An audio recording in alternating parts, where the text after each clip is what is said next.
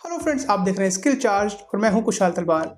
Friends, अपनी इस video series में बात कर रहे हैं यूआई यूएक्स यानी यूज़र इंटरफेस और यूज़र एक्सपीरियंस के बारे में। ये वीडियो सीरीज उन सभी स्टूडेंट्स और व्यूअर्स के लिए हैं जो कि यूआई यूएक्स की फील्ड में एंटर करना चाहते हैं। और अपनी आज की इस वीडियो में बात करने वाले हैं एक बहुत ही एडवांस टूल के बारे में जिसका नाम है Adobe XD। Adobe का ये software free of cost offer किया जा रहा है सभी डिज़ाइनर और डेवलपर्स को। और इस टूल की खास बात यह है कि आप इसके अंदर वेब डिज़ाइनिंग और मोबाइल ऐप्स को बहुत ही अच्छे से डिज़ाइन कर सकते हैं। तो चलिए शुरू करते हैं आज की वीडियो और साथ ही हम उम्मीद करते हैं कि आपके लिए बहुत ही बेनिफिशियल प्रूफ होगी।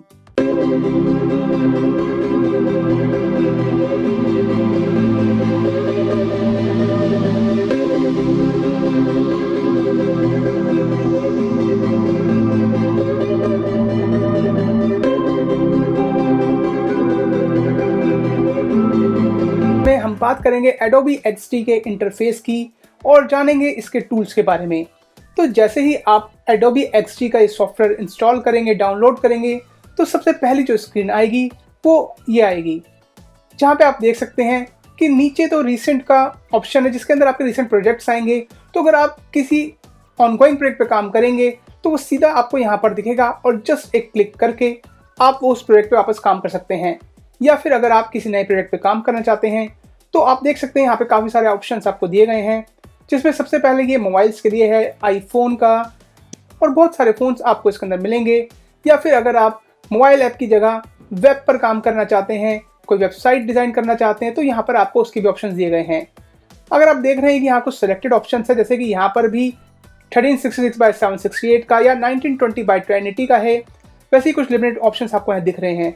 सेम वे में अगर आप फ़ोन पर जाते हैं तो यहाँ आईफोन का दे रखा है, एंड्रॉयड के लिए गूगल पिक्सल वगैरह का दे रखा है, या आईपैड वगैरह के ऑप्शन दे रखे हैं। इनके अलावा अगर आप कोई कस्टम साइज में बनाना चाहते हैं तो वो आप यहाँ से कर सकते हैं।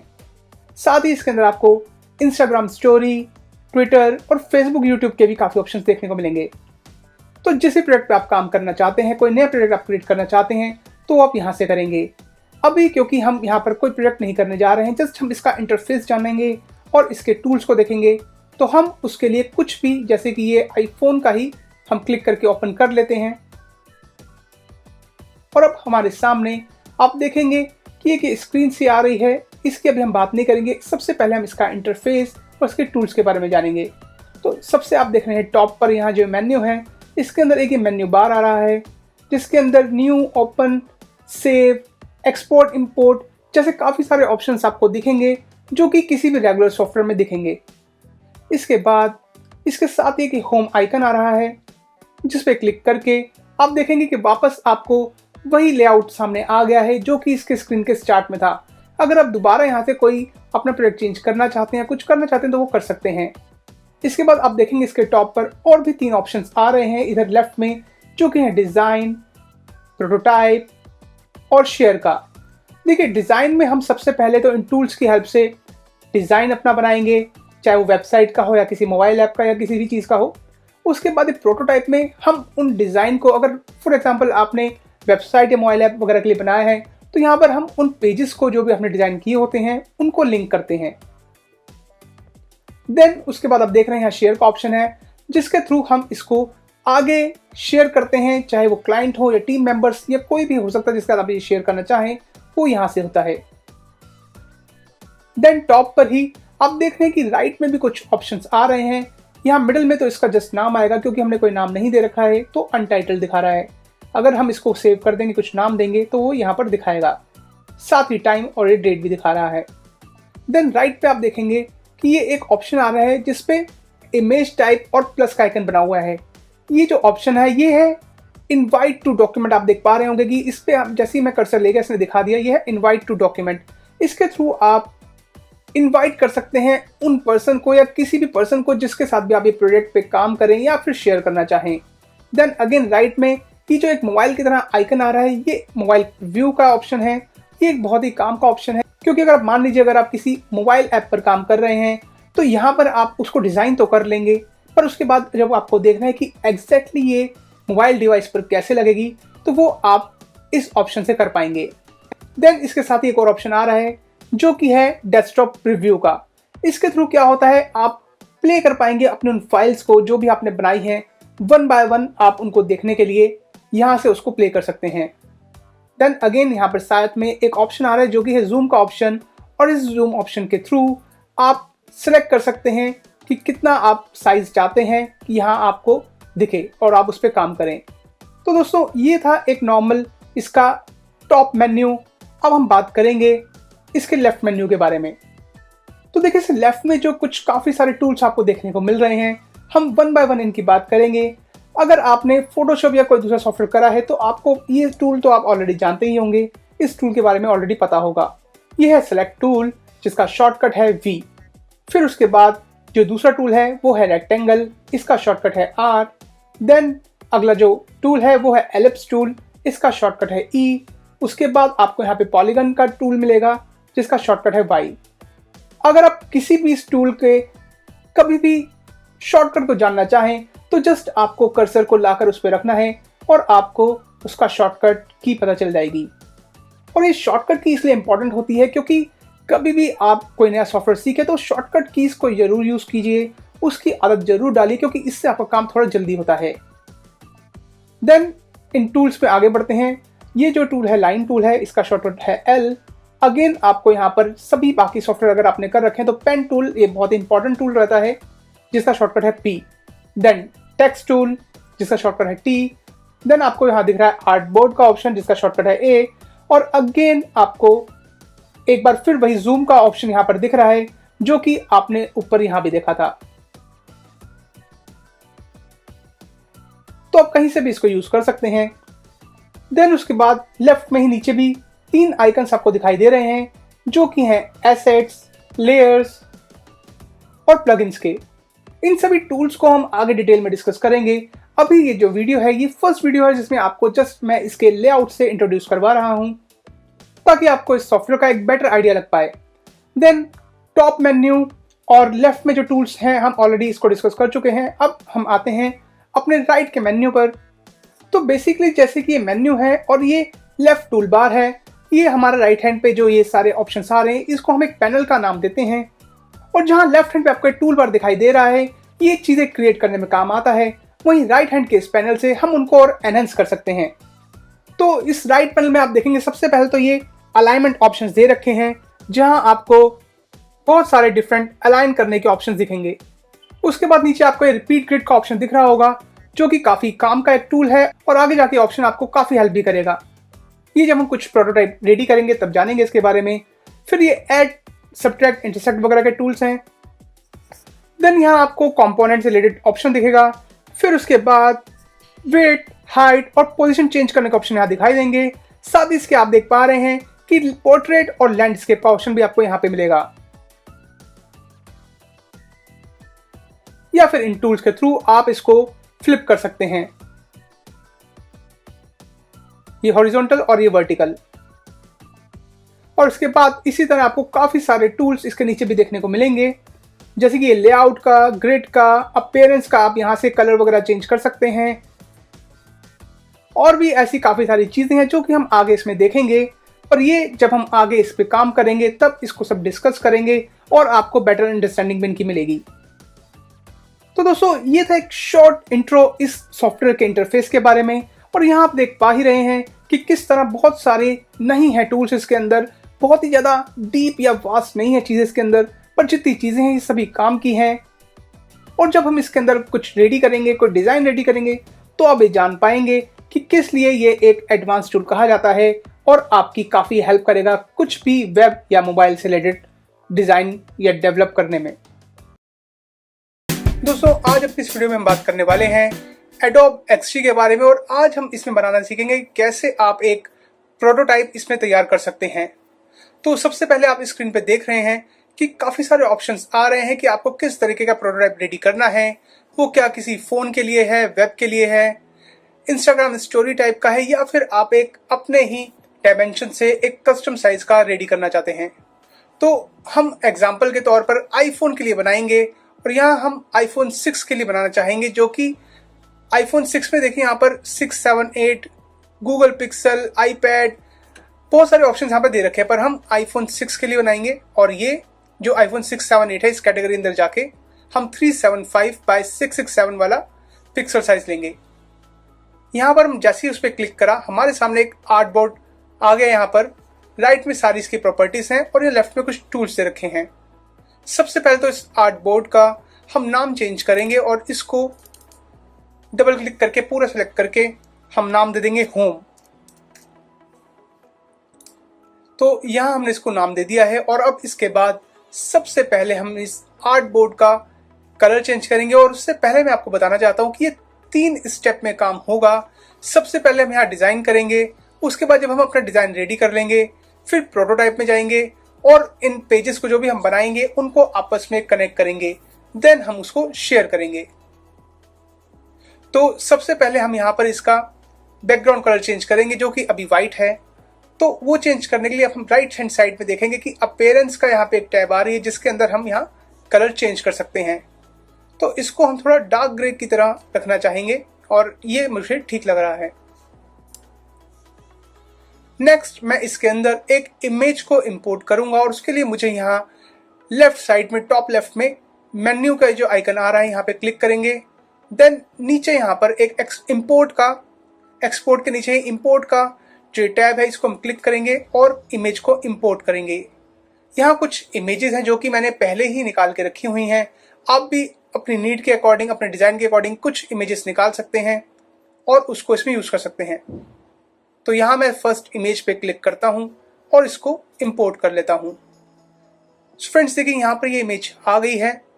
अब इसको मैं सेट करूँगा अपने अकॉर्डिंगली। मैं इसको यहाँ टॉप पे रखना चाहता हूँ और इस इमेज को आप छोटा बड़ा भी कर सकते हैं इस साइड में, ये जो इसके ऑप्शंस आ रहे हैं इसके थ्रू। तो यहाँ मैं ये देखिए इमेज ज़्यादा छोटी हो गई है तो मैं वापस इसको थोड़ा सा साइज इसका इंक्रीज कर लेता हूँ। अब मैं यहाँ पर इसको अकॉर्डिंगली सेट कर देता हूँ। तो ये इस तरीके से मेरी इमेज सेट होगी और इसको कभी भी आप डबल क्लिक करके अकॉर्डिंगली अपने साइज को एडजस्ट कर सकते हैं। अब यहाँ इस इमेज के बाद मैं चाहता हूँ कि मैं इस पर कुछ टेक्स्ट भी लिखूँ। तो आप लेफ्ट साइड पे देख रहे हैं कि यहाँ पे एक टेक्स्ट का आइकन आ रहा है और उसका शॉर्टकट जो है वो टी है। तो यहाँ से मैं टेक्स्ट को सिलेक्ट कर लेता हूँ। तो यहाँ जो मैं प्रोटोटाइप बना रहा हूँ मैं कार्स से रिलेटेड बना रहा हूँ। तो सबसे पहले मैं इसकी जो हेडिंग टॉप दूंगा वो कार्स ही दे देता हूँ। देन मैं देख रहा हूँ कि ये थोड़ा सा कम विजिबल है तो मैं इसको सेलेक्ट करके सबसे पहले इसका फॉन्ट साइज जो राइट में प्रॉपर्टीज आ रही है यहाँ से थोड़ा सा इंक्रीज करूंगा और 20 की जगह मैं इसको 30 कर देता हूँ। नाउ क्योंकि ये ग्रे कलर में है तो बहुत ही कम विजिबल है, इसको मैं ब्लैक या व्हाइट कर देता हूँ जो भी इस पे इमेज पे सूट कर दे।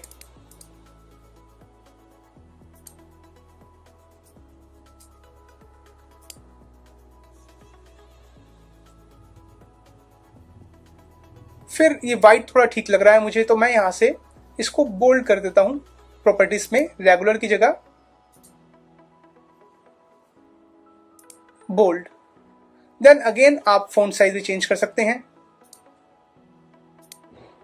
देन इसके बाद आप अकॉर्डिंगली इसको किसी प्लेस पे सेट कर सकते हैं, जैसे कि मैं ये यहाँ पर कर रहा हूँ या फिर शायद यहाँ पे और अच्छा लगे।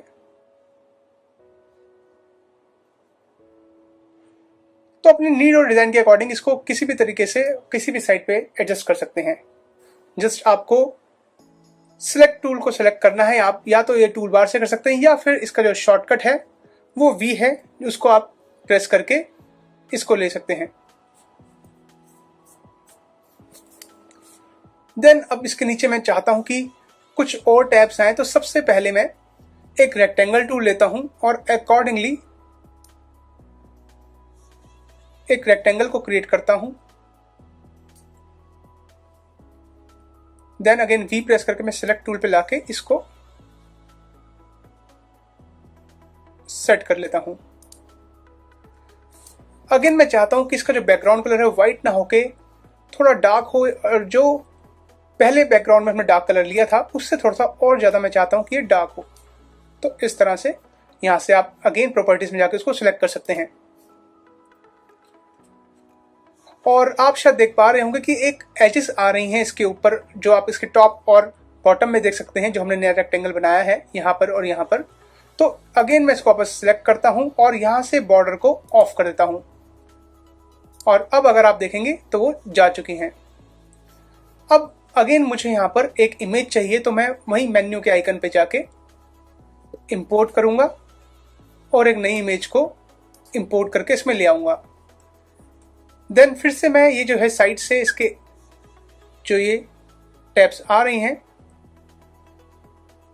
देन अगेन मैं साइड से इसको अकॉर्डिंगली छोटा बड़ा कर सकता हूं जो मेरे को इसके अंदर चाहिए।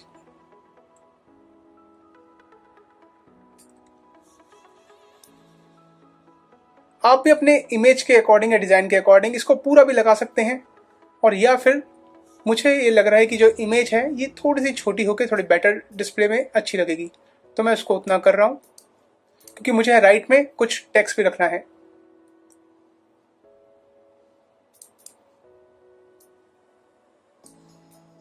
और अब देखिए जब आप इसको मूव करेंगे तो ये ग्रीन और पिंक कलर से जो आइकन आ रहे हैं ये आपको बता रहे हैं कि इमेज मिडिल में है या किस साइड कितना आप रख सकते हैं। देन अगेन मैं टेक्स्ट पे जाऊंगा और एक हेडिंग दूंगा।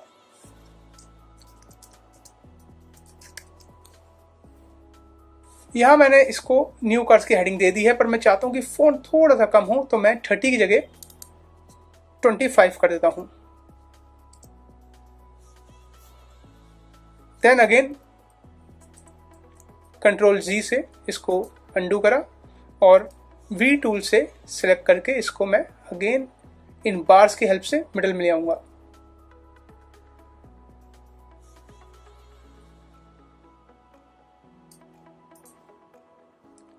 यहां मैं चाहता हूं कि थोड़ा सा और कम हो, तो मैं इसको 20 का साइज दे देता हूं। ठीक है,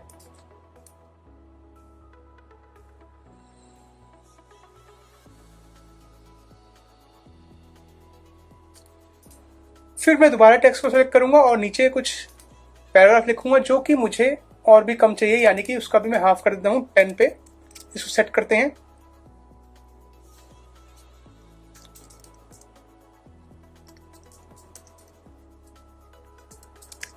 और यहाँ पे कुछ भी आप टेक्स्ट दे सकते हैं अपने अकॉर्डिंग। अभी हम एक रफ डिजाइन सीखने के लिए कर रहे हैं, तो मैं कुछ भी टेक्स्ट यहाँ पे this is new cars section दे रहा हूं उसको। और क्योंकि ये फॉन्ट मुझे यहाँ पर अच्छा नहीं लग रहा है और रीडेबल भी इतना नहीं है, तो इसको मैं थोड़ा सा साइज भी बड़ा करूंगा और फॉन्ट भी चेंज करूंगा।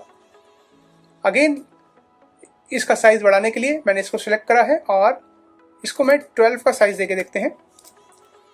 तो ठीक है ये साइज, बट फॉन्ट मुझे चेंज करना है, तो मैं यहाँ से फॉन्ट भी चेंज कर सकता हूँ।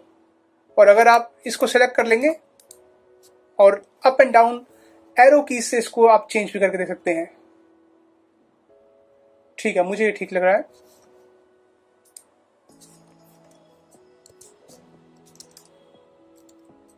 This is new cars section में अगेन इसको अब आगे आप इसको कॉपी पेस्ट भी कर सकते हैं।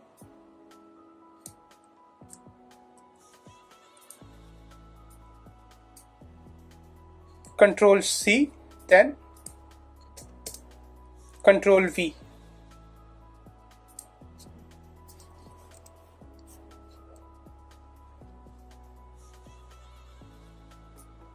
और साथ ही अगर आपको इस तरह से ठीक नहीं लग रहा तो आप यहाँ पर आप देख रहे हैं राइट हैंड साइड पे कि अभी लेफ्ट अलाइन हो रखा है। अगर इसको आप मिडल भी करके दे सकते हैं, जैसे आपको बेटर लगे आप उस तरीके से इसको रख सकते हैं। तो ये मुझे थोड़ा सा ज्यादा बेटर लग रहा है। अगेन वी प्रेस करके मैं इसको मिडल में थोड़ा सेट कर देता हूं। तो ठीक है, मुझे ये इस तरह से थोड़ा सा ठीक लग रहा है। देन अगेन हमें जो नीचे स्पेस है वहां पर और 2 सेक्शंस क्रिएट करने हैं, तो उसके लिए हम क्या कर सकते हैं कि बहुत ही इजी है। इसके अंदर एडोबी एक्सट्रीम में आपको एक पूरा शिफ्ट प्रेस करके सिलेक्ट करना है जिसमें आपका टेक्स्ट, इमेज और रेक्टेंगल सब कुछ सिलेक्ट हो गया है। अब आप देखेंगे कि राइट हैंड साइड प्रॉपर्टीज में रिपीट ग्रिड का ऑप्शन आ रहा है जिसको आपने क्लिक करना है और आप देखेंगे कि यहाँ पर एक ग्रीन बॉर्डर लाइन आ गई है। तो सिंपली आपको इसको बस स्क्रॉल करना है नीचे की साइड और देखिए बिल्कुल उसने सेम दोबारा क्रिएट कर दिया है। जब आप ये सिलेक्ट कर लेंगे तो वापस इसको ऑफ कर दीजिए। अब क्या है कि ये बन चुका है और अगेन शिफ्ट प्रेस करके आप इसको पूरा सिलेक्ट करके थोड़ी सी इसको सेटिंग कर सकते हैं, ऊपर नीचे मूव कर सकते हैं और अकॉर्डिंगली आप इसको एडजस्ट कर सकते हैं। तो यहाँ पर इस तरीके से आप इसको पूरा एडजस्ट कर सकते हैं। देन ये आपकी एक तरह से होम स्क्रीन रेडी हो गई है। अब आपको क्या करना है कि अभी भी आप देख रहे हैं कि बिल्कुल सिमिलर है, तो नीचे की टैब आपको, जब इसमें कुछ भी आप टेक्स्ट या इमेज को चेंज कर सकते हैं, आपको जस्ट उस पर क्लिक करना है। डबल क्लिक किया मैंने इमेज पर और राइट क्लिक करा तो मुझे एक रिप्लेस इमेज का ऑप्शन दिखेगा। अब मैं यहाँ पे इमेज चेंज कर सकता हूँ। जस्ट मेरे को इमेज को सिलेक्ट करना है और इंपोर्ट करना है और देखिए ऑटोमेटिकली उसी साइज की वो इमेज वहां पर आ गई है। देन मुझे ये टेक्स्ट अगर चेंज करना है तो यहाँ पर मैं टेक्स्ट भी इजीली चेंज कर सकता हूँ। इसको मेरे को नाम देना है इलेक्ट्रिक कार्स, और अगेन इसको मैं क्लिक करके सिलेक्ट टूल से सेट कर सकता हूं। नीचे का टेक्स्ट क्योंकि डमी है वो सेम रह सकता है, आप अकॉर्डिंगली चेंज भी कर सकते हैं उसको। अगेन जो दूसरी इमेज है उसको भी मैं ऐसे ही राइट क्लिक करके रिप्लेस इमेज और एक इमेज दे दूंगा। वो भी देखिए ऑटोमेटिकली उसने उसी साइज में खुद को एडजस्ट कर लिया है। बाकी आप डबल क्लिक करके इसके बॉर्डर पकड़ के आप इसको बड़ा छोटा भी कर सकते हैं। देन अगेन इसका टेक्स्ट चेंज करेंगे तो यहाँ पर हमारा मेन पेज जो इसका होम पेज है वो रेडी हो गया है। देखिए मैं बस आपको समझाने के लिए थोड़ा सा जल्दी और रफली कर रहा हूँ, आप इसको और बेटर भी कर सकते हैं। इसके बाद अब हम इसकी नेक्स्ट स्क्रीन बनाएंगे, उसके अंदर हम न्यू कार्ड्स का सेक्शन देंगे। तो उसके लिए आप लेफ्ट हैंड पे जो टूल बार है यहाँ से आप आर्ट बोर्ड को सिलेक्ट कर सकते हैं और फिर यहाँ आपने सिलेक्ट करके उसको आप ले आए, आपने क्रिएट कर दिया।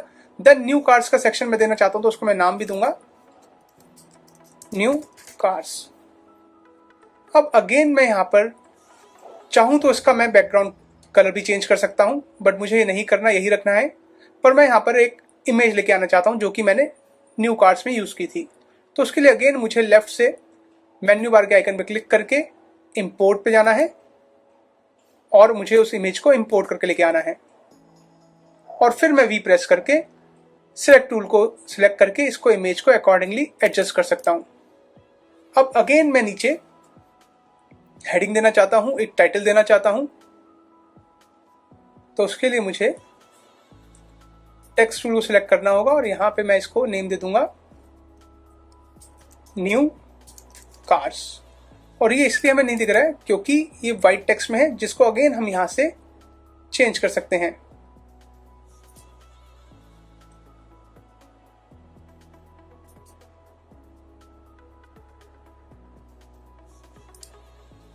और अगेन मैं इसको सिलेक्ट करके इसका फॉन्ट साइज भी चेंज कर सकता हूं, जो कि मैं 30 रखना चाहूंगा।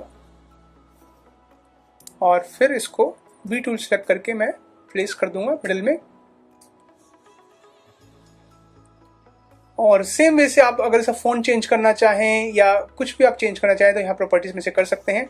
अब इसके बाद मैं अगेन टेक्स्ट टूल लेके नीचे पैराग्राफ ऐड करना चाहता हूँ।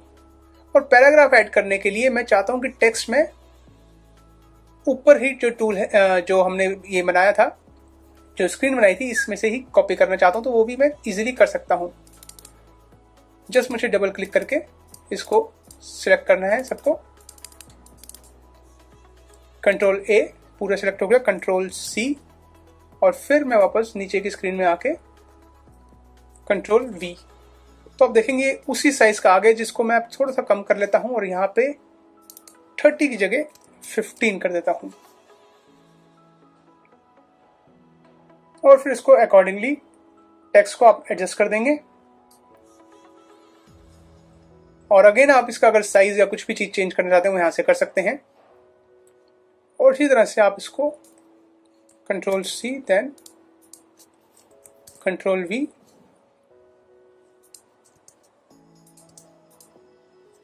तो ये आप नीचे उसका आगे और टेक्स्ट भी ऐड कर सकते हैं। ये भी थोड़ा सा ऑड लग रहा है बट क्योंकि जस्ट समझाने के लिए है तो आप इसको और सही कर सकते हैं। अब देखिए इस सॉफ्टवेयर की एक और अच्छी बात यह है कि अब मुझे 2 स्क्रीन और बनानी है, क्योंकि ऊपर मैंने न्यू कार्स के साथ इलेक्ट्रिक कार्स और यूज्ड कार्स की भी टैब क्रिएट की थी, तो उसके लिए मैं 2 और बनाऊंगा। अगेन मैं आर्ट बोर्ड लूंगा, यहाँ एक नया मैंने आर्ट बोर्ड क्रिएट किया और उसके बाद मैं एक और आर्टबोर्ड को यहाँ पे क्रिएट कर दूंगा। अगेन मैं इनको पहले नेमिंग भी दे देता हूं, electric cars and used cars. Naming देना भी बहुत इंपॉर्टेंट है, क्योंकि इससे आपको पता रहता है कि आप इसमें क्या बना रहे हैं और आगे जाके जब आपको इसको कनेक्ट करना होगा तो भी इजी रहता है। अब देखिए, जैसे हमने ऊपर किया था कि पूरा सिलेक्ट करना है, शिफ्ट प्रेस करके हमें सिलेक्ट टूल सिलेक्ट किया, फिर पूरा हमने शिफ्ट दबा के इसको सिलेक्ट कर लिया। देन अगेन हम इसको रिपीट ग्रिड को राइट हैंड साइड से प्रेस करेंगे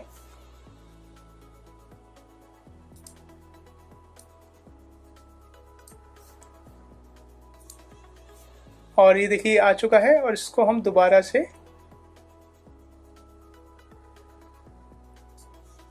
कॉपी पेस्ट कर लेंगे और इस तरह से सिलेक्ट करके हम इसको यहाँ पर ले आए हैं। अब वहां पर थोड़ा सा जो साइज आगे पीछे हो रहा है इसको हम मैन्युअली सेट कर सकते हैं।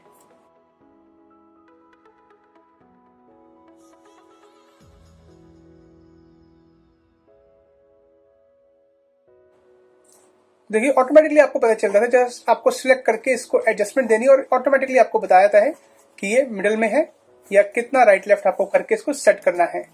तो इस तरह से हमने इसको पूरा सेट कर दिया है। अब हमें बहुत ही माइनर चेंजेस करने हैं, जैसे कि हमें इसकी इमेज चेंज करनी है और image again just double click करके राइट क्लिक करना है और रिप्लेस इमेज कर देनी है, जैसा हम ऑलरेडी ये पीछे प्रोसेस में कर चुके हैं।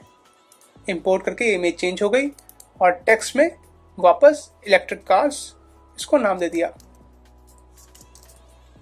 नीचे का टेक्स्ट डमी कंटेंट है अभी, तो वो सेम ही रहने देते हैं और अगेन इस इमेज को हम चेंज कर देंगे और यहां इसको हम न्यू कार्स के नाम देते हैं यूज्ड कार्स का। तो इस तरीके से आप देख रहे हैं कि बहुत ही इजीली ये सारी चीजें हो गई हैं। अब यहां इमेज साइज थोड़ा सा ऊपर आ रहा है इसका, तो इसको भी हम सेट कर सकते हैं।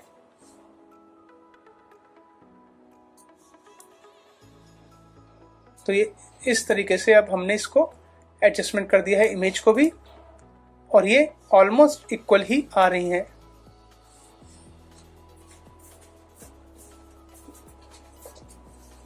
सो अब यहां पर हमारी डिजाइनिंग खत्म हो गई है और हमने इस पैनल को पूरा कर लिया है, जिसके अंदर used cars, electric cars, new cars है।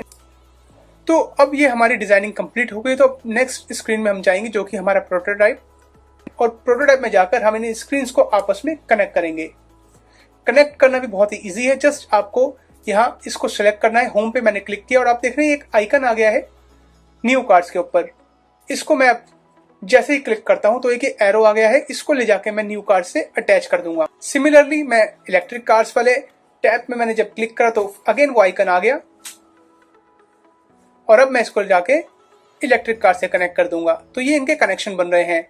सिमिलरली अब यूज्ड कार्स का बचा, तो वहां पे क्लिक करा मैंने, होम पे जाके used cars, similarly used cars का भी हम इसी तरह से अटैच कर देंगे यूज्ड कार से। तो अब यहां पे इनके कनेक्शंस बन चुके हैं।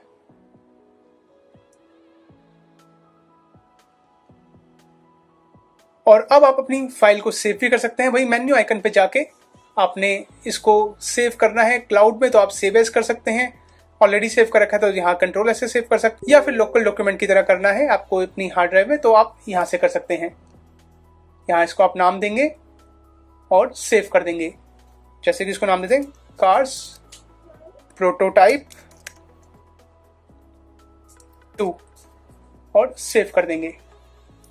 और शेयर पर जब आप आते हैं तो देखते हैं कि ये राइट वाली जो विंडो है इसमें कुछ प्रॉपर्टीज आ रही हैं, जिसके अंदर आपका लिंक का ऑप्शन है, व्यू सेटिंग और लिंक एक्सेस। यहाँ पर आपसे ये पूछेगा कि व्यू सेटिंग में आपने डिजाइन रिव्यू के लिए आगे सेंड करना है, डेवलपमेंट, प्रेजेंटेशन, यूजर टेस्टिंग या कस्टम। तो लेट्स से अभी हमें एक डिजाइन रिव्यू के लिए आगे सेंड करने जाते हैं, तो इसी को सिलेक्ट करते हैं।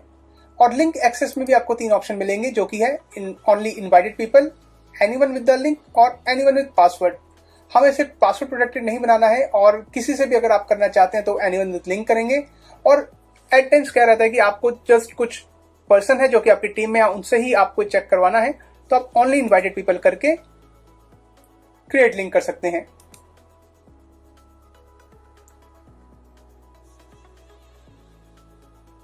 यहाँ इसने लिंक को क्रिएट करने के साथ अब आपसे पूछेगा कि आपको किस सबको ये आगे भेजना है। तो यहाँ पर आप उनकी ईमेल आईडी जो भी होगी वो करके, कुछ मैसेज है तो वो ऑप्शन टाइप करेंगे, और साथ ही आपको यहाँ पर ऑप्शन भी आ रहा है कि वो पर्सन इसको, उससे आपने सिर्फ शेयर करना है कि सब कुछ वो इसमें कर सके या फिर सिर्फ वो इसको देख सके, ओनली व्यू, और उसके बाद आप उसको इनवाइट पे भेज देंगे।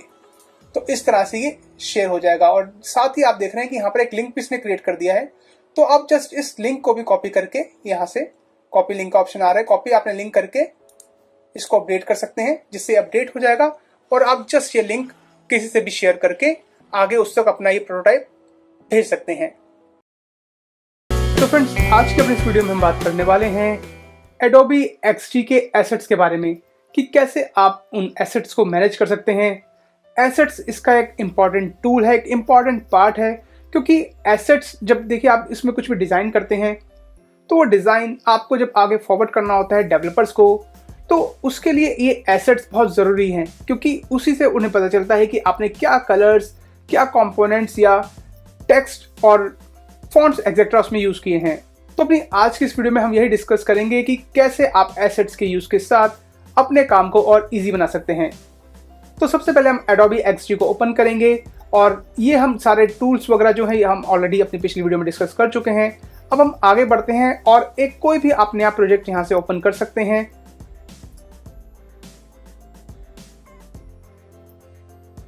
तो देखिए एक ब्लैंक प्रोजेक्ट हमारे सामने आ गया है, और यहाँ आप देख सकते हैं कि लेफ्ट में एसेट्स का पैनल ऑलरेडी ओपन हो रखा है। इसको आप यहाँ से एक्सेस कर सकते हैं। ये जो लेफ्ट टूल बार है, यहाँ नीचे आप ये जो आइकन आ रहा है ये एसेट्स का आइकन है, और इसका जो शॉर्टकट है वो है शिफ्ट कंट्रोल और वाई। तो यहाँ से आप देखिए इसको मैंने क्लिक किया तो ये ऑफ हो गया, और ये क्लिक करने पे वापस आ गया। अभी आप देख रहे होंगे कि यहाँ पर कुछ भी हाईलाइट नहीं है, क्योंकि अभी हमारा आर्टबोर्ड भी एम्प्टी है। तो जब आप आर्टबोर्ड में कुछ भी डिज़ाइन रेडी करते हैं तो उससे रिलेटेड आप इसमें जो भी एसेट्स यूज़ कर रहे हैं, जो कलर्स यूज़ कर रहे हैं, वो यहाँ पर आप सेव कर सकते हैं, जो कि आपको बाद में एक्सपोर्ट करने के टाइम हेल्प देंगे। या फिर आपने ऑलरेडी कोई प्रोजेक्ट बना रखा है और उसके आर्टबोर्ड में जो भी एसेट्स हैं वो आपने तब सेव नहीं किए थे, तो आप उसको बाद में भी कर सकते हैं उनको सेलेक्ट करके। तो अपनी आज की इस वीडियो में हम यही सारी चीज़ें और डिटेल में जानेंगे। स्टार्ट करते हैं सबसे पहले एसेट्स टूल के लेआउट से। तो यहाँ आप देख सकते हैं कि कलर्स, कैरेक्टर और कंपोनेंट्स के आपको ये बार्स देखने को मिल रही है, जिनके आगे प्लस का आइकन आ रहा है। ये मैं ऑलरेडी बता चुका हूँ कि आप यहाँ से इसको एक्सेस कर सकते हैं, या फिर शॉर्टकट से भी इसको एक्सेस कर सकते हैं। तो देखिए अभी यहाँ पर कुछ भी नहीं है आर्टबोर्ड में, इसलिए हम कुछ भी नहीं देख पा रहे हैं लेफ्ट में भी। तो पहले हम कुछ क्रिएट करते हैं, जैसे कि एक रेक्टेंगल लेके मैं इसके अंदर कोई कलर फिल करता हूं, और जैसे कि रेड कलर फिल कर दिया। तो अब देखिए यहाँ पर जो है लेफ्ट में ये आइकन जो है हाईलाइट हो गए हैं। एक ये कंपोनेंट्स वाला जिसमें ये सिंबल का आइकन आ रहा है, और दूसरा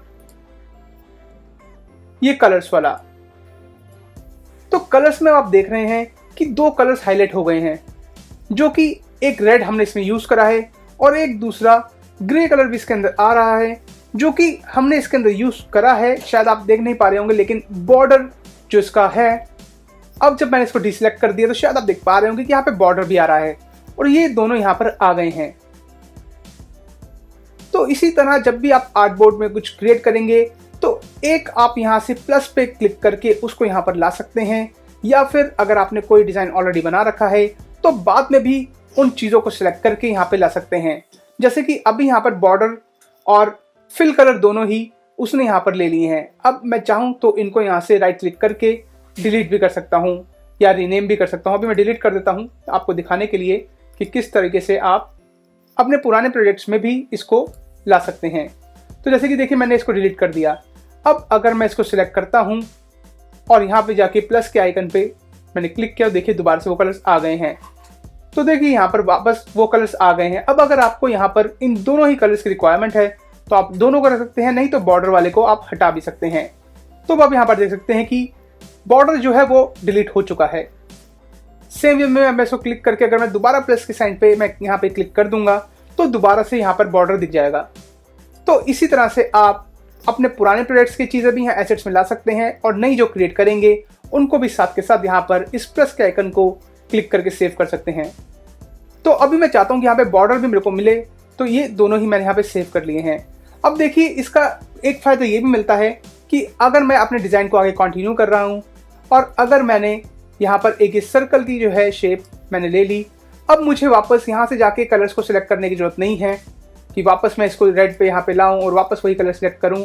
उस सब की बजाय एसेट्स का एक फ़ायदा आपको ये भी मिलता है, अगर आपको दोबारा वही सेम कलर चाहिए तो आप यहाँ से ले सकते हैं।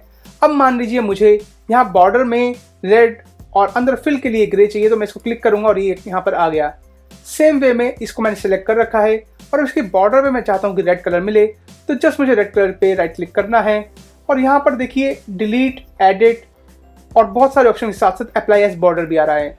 तो जब मैं इसको अप्लाई एज बॉर्डर कर दूंगा तो यहाँ बॉर्डर पे रेड कलर आ गया है। इसी तरह अब बाकी ऑप्शंस आपको इसमें मिलते हैं। अगर आप चाहते हैं कि सेम इसी कलर को आपको आगे थोड़ा सा एडिट करना है या कुछ भी आप चाहते हैं कि इसके अंदर आपको करना है तो आप यहाँ से कर सकते हैं। इसके अलावा हाईलाइट ऑन कैनवस, रीनेम भी कर सकते हैं और एडिट में आप देखेंगे कि आपको अगर कोई पर्टिकुलर वैल्यू से इस कलर में रखना है तो यहाँ से आप वो भी कर सकते हैं। या कलर पिकर का टूल भी दे रखा है और कितनी आपको उसकी ऑपेसिटी चाहिए वो आप इससे कंट्रोल कर सकते हैं।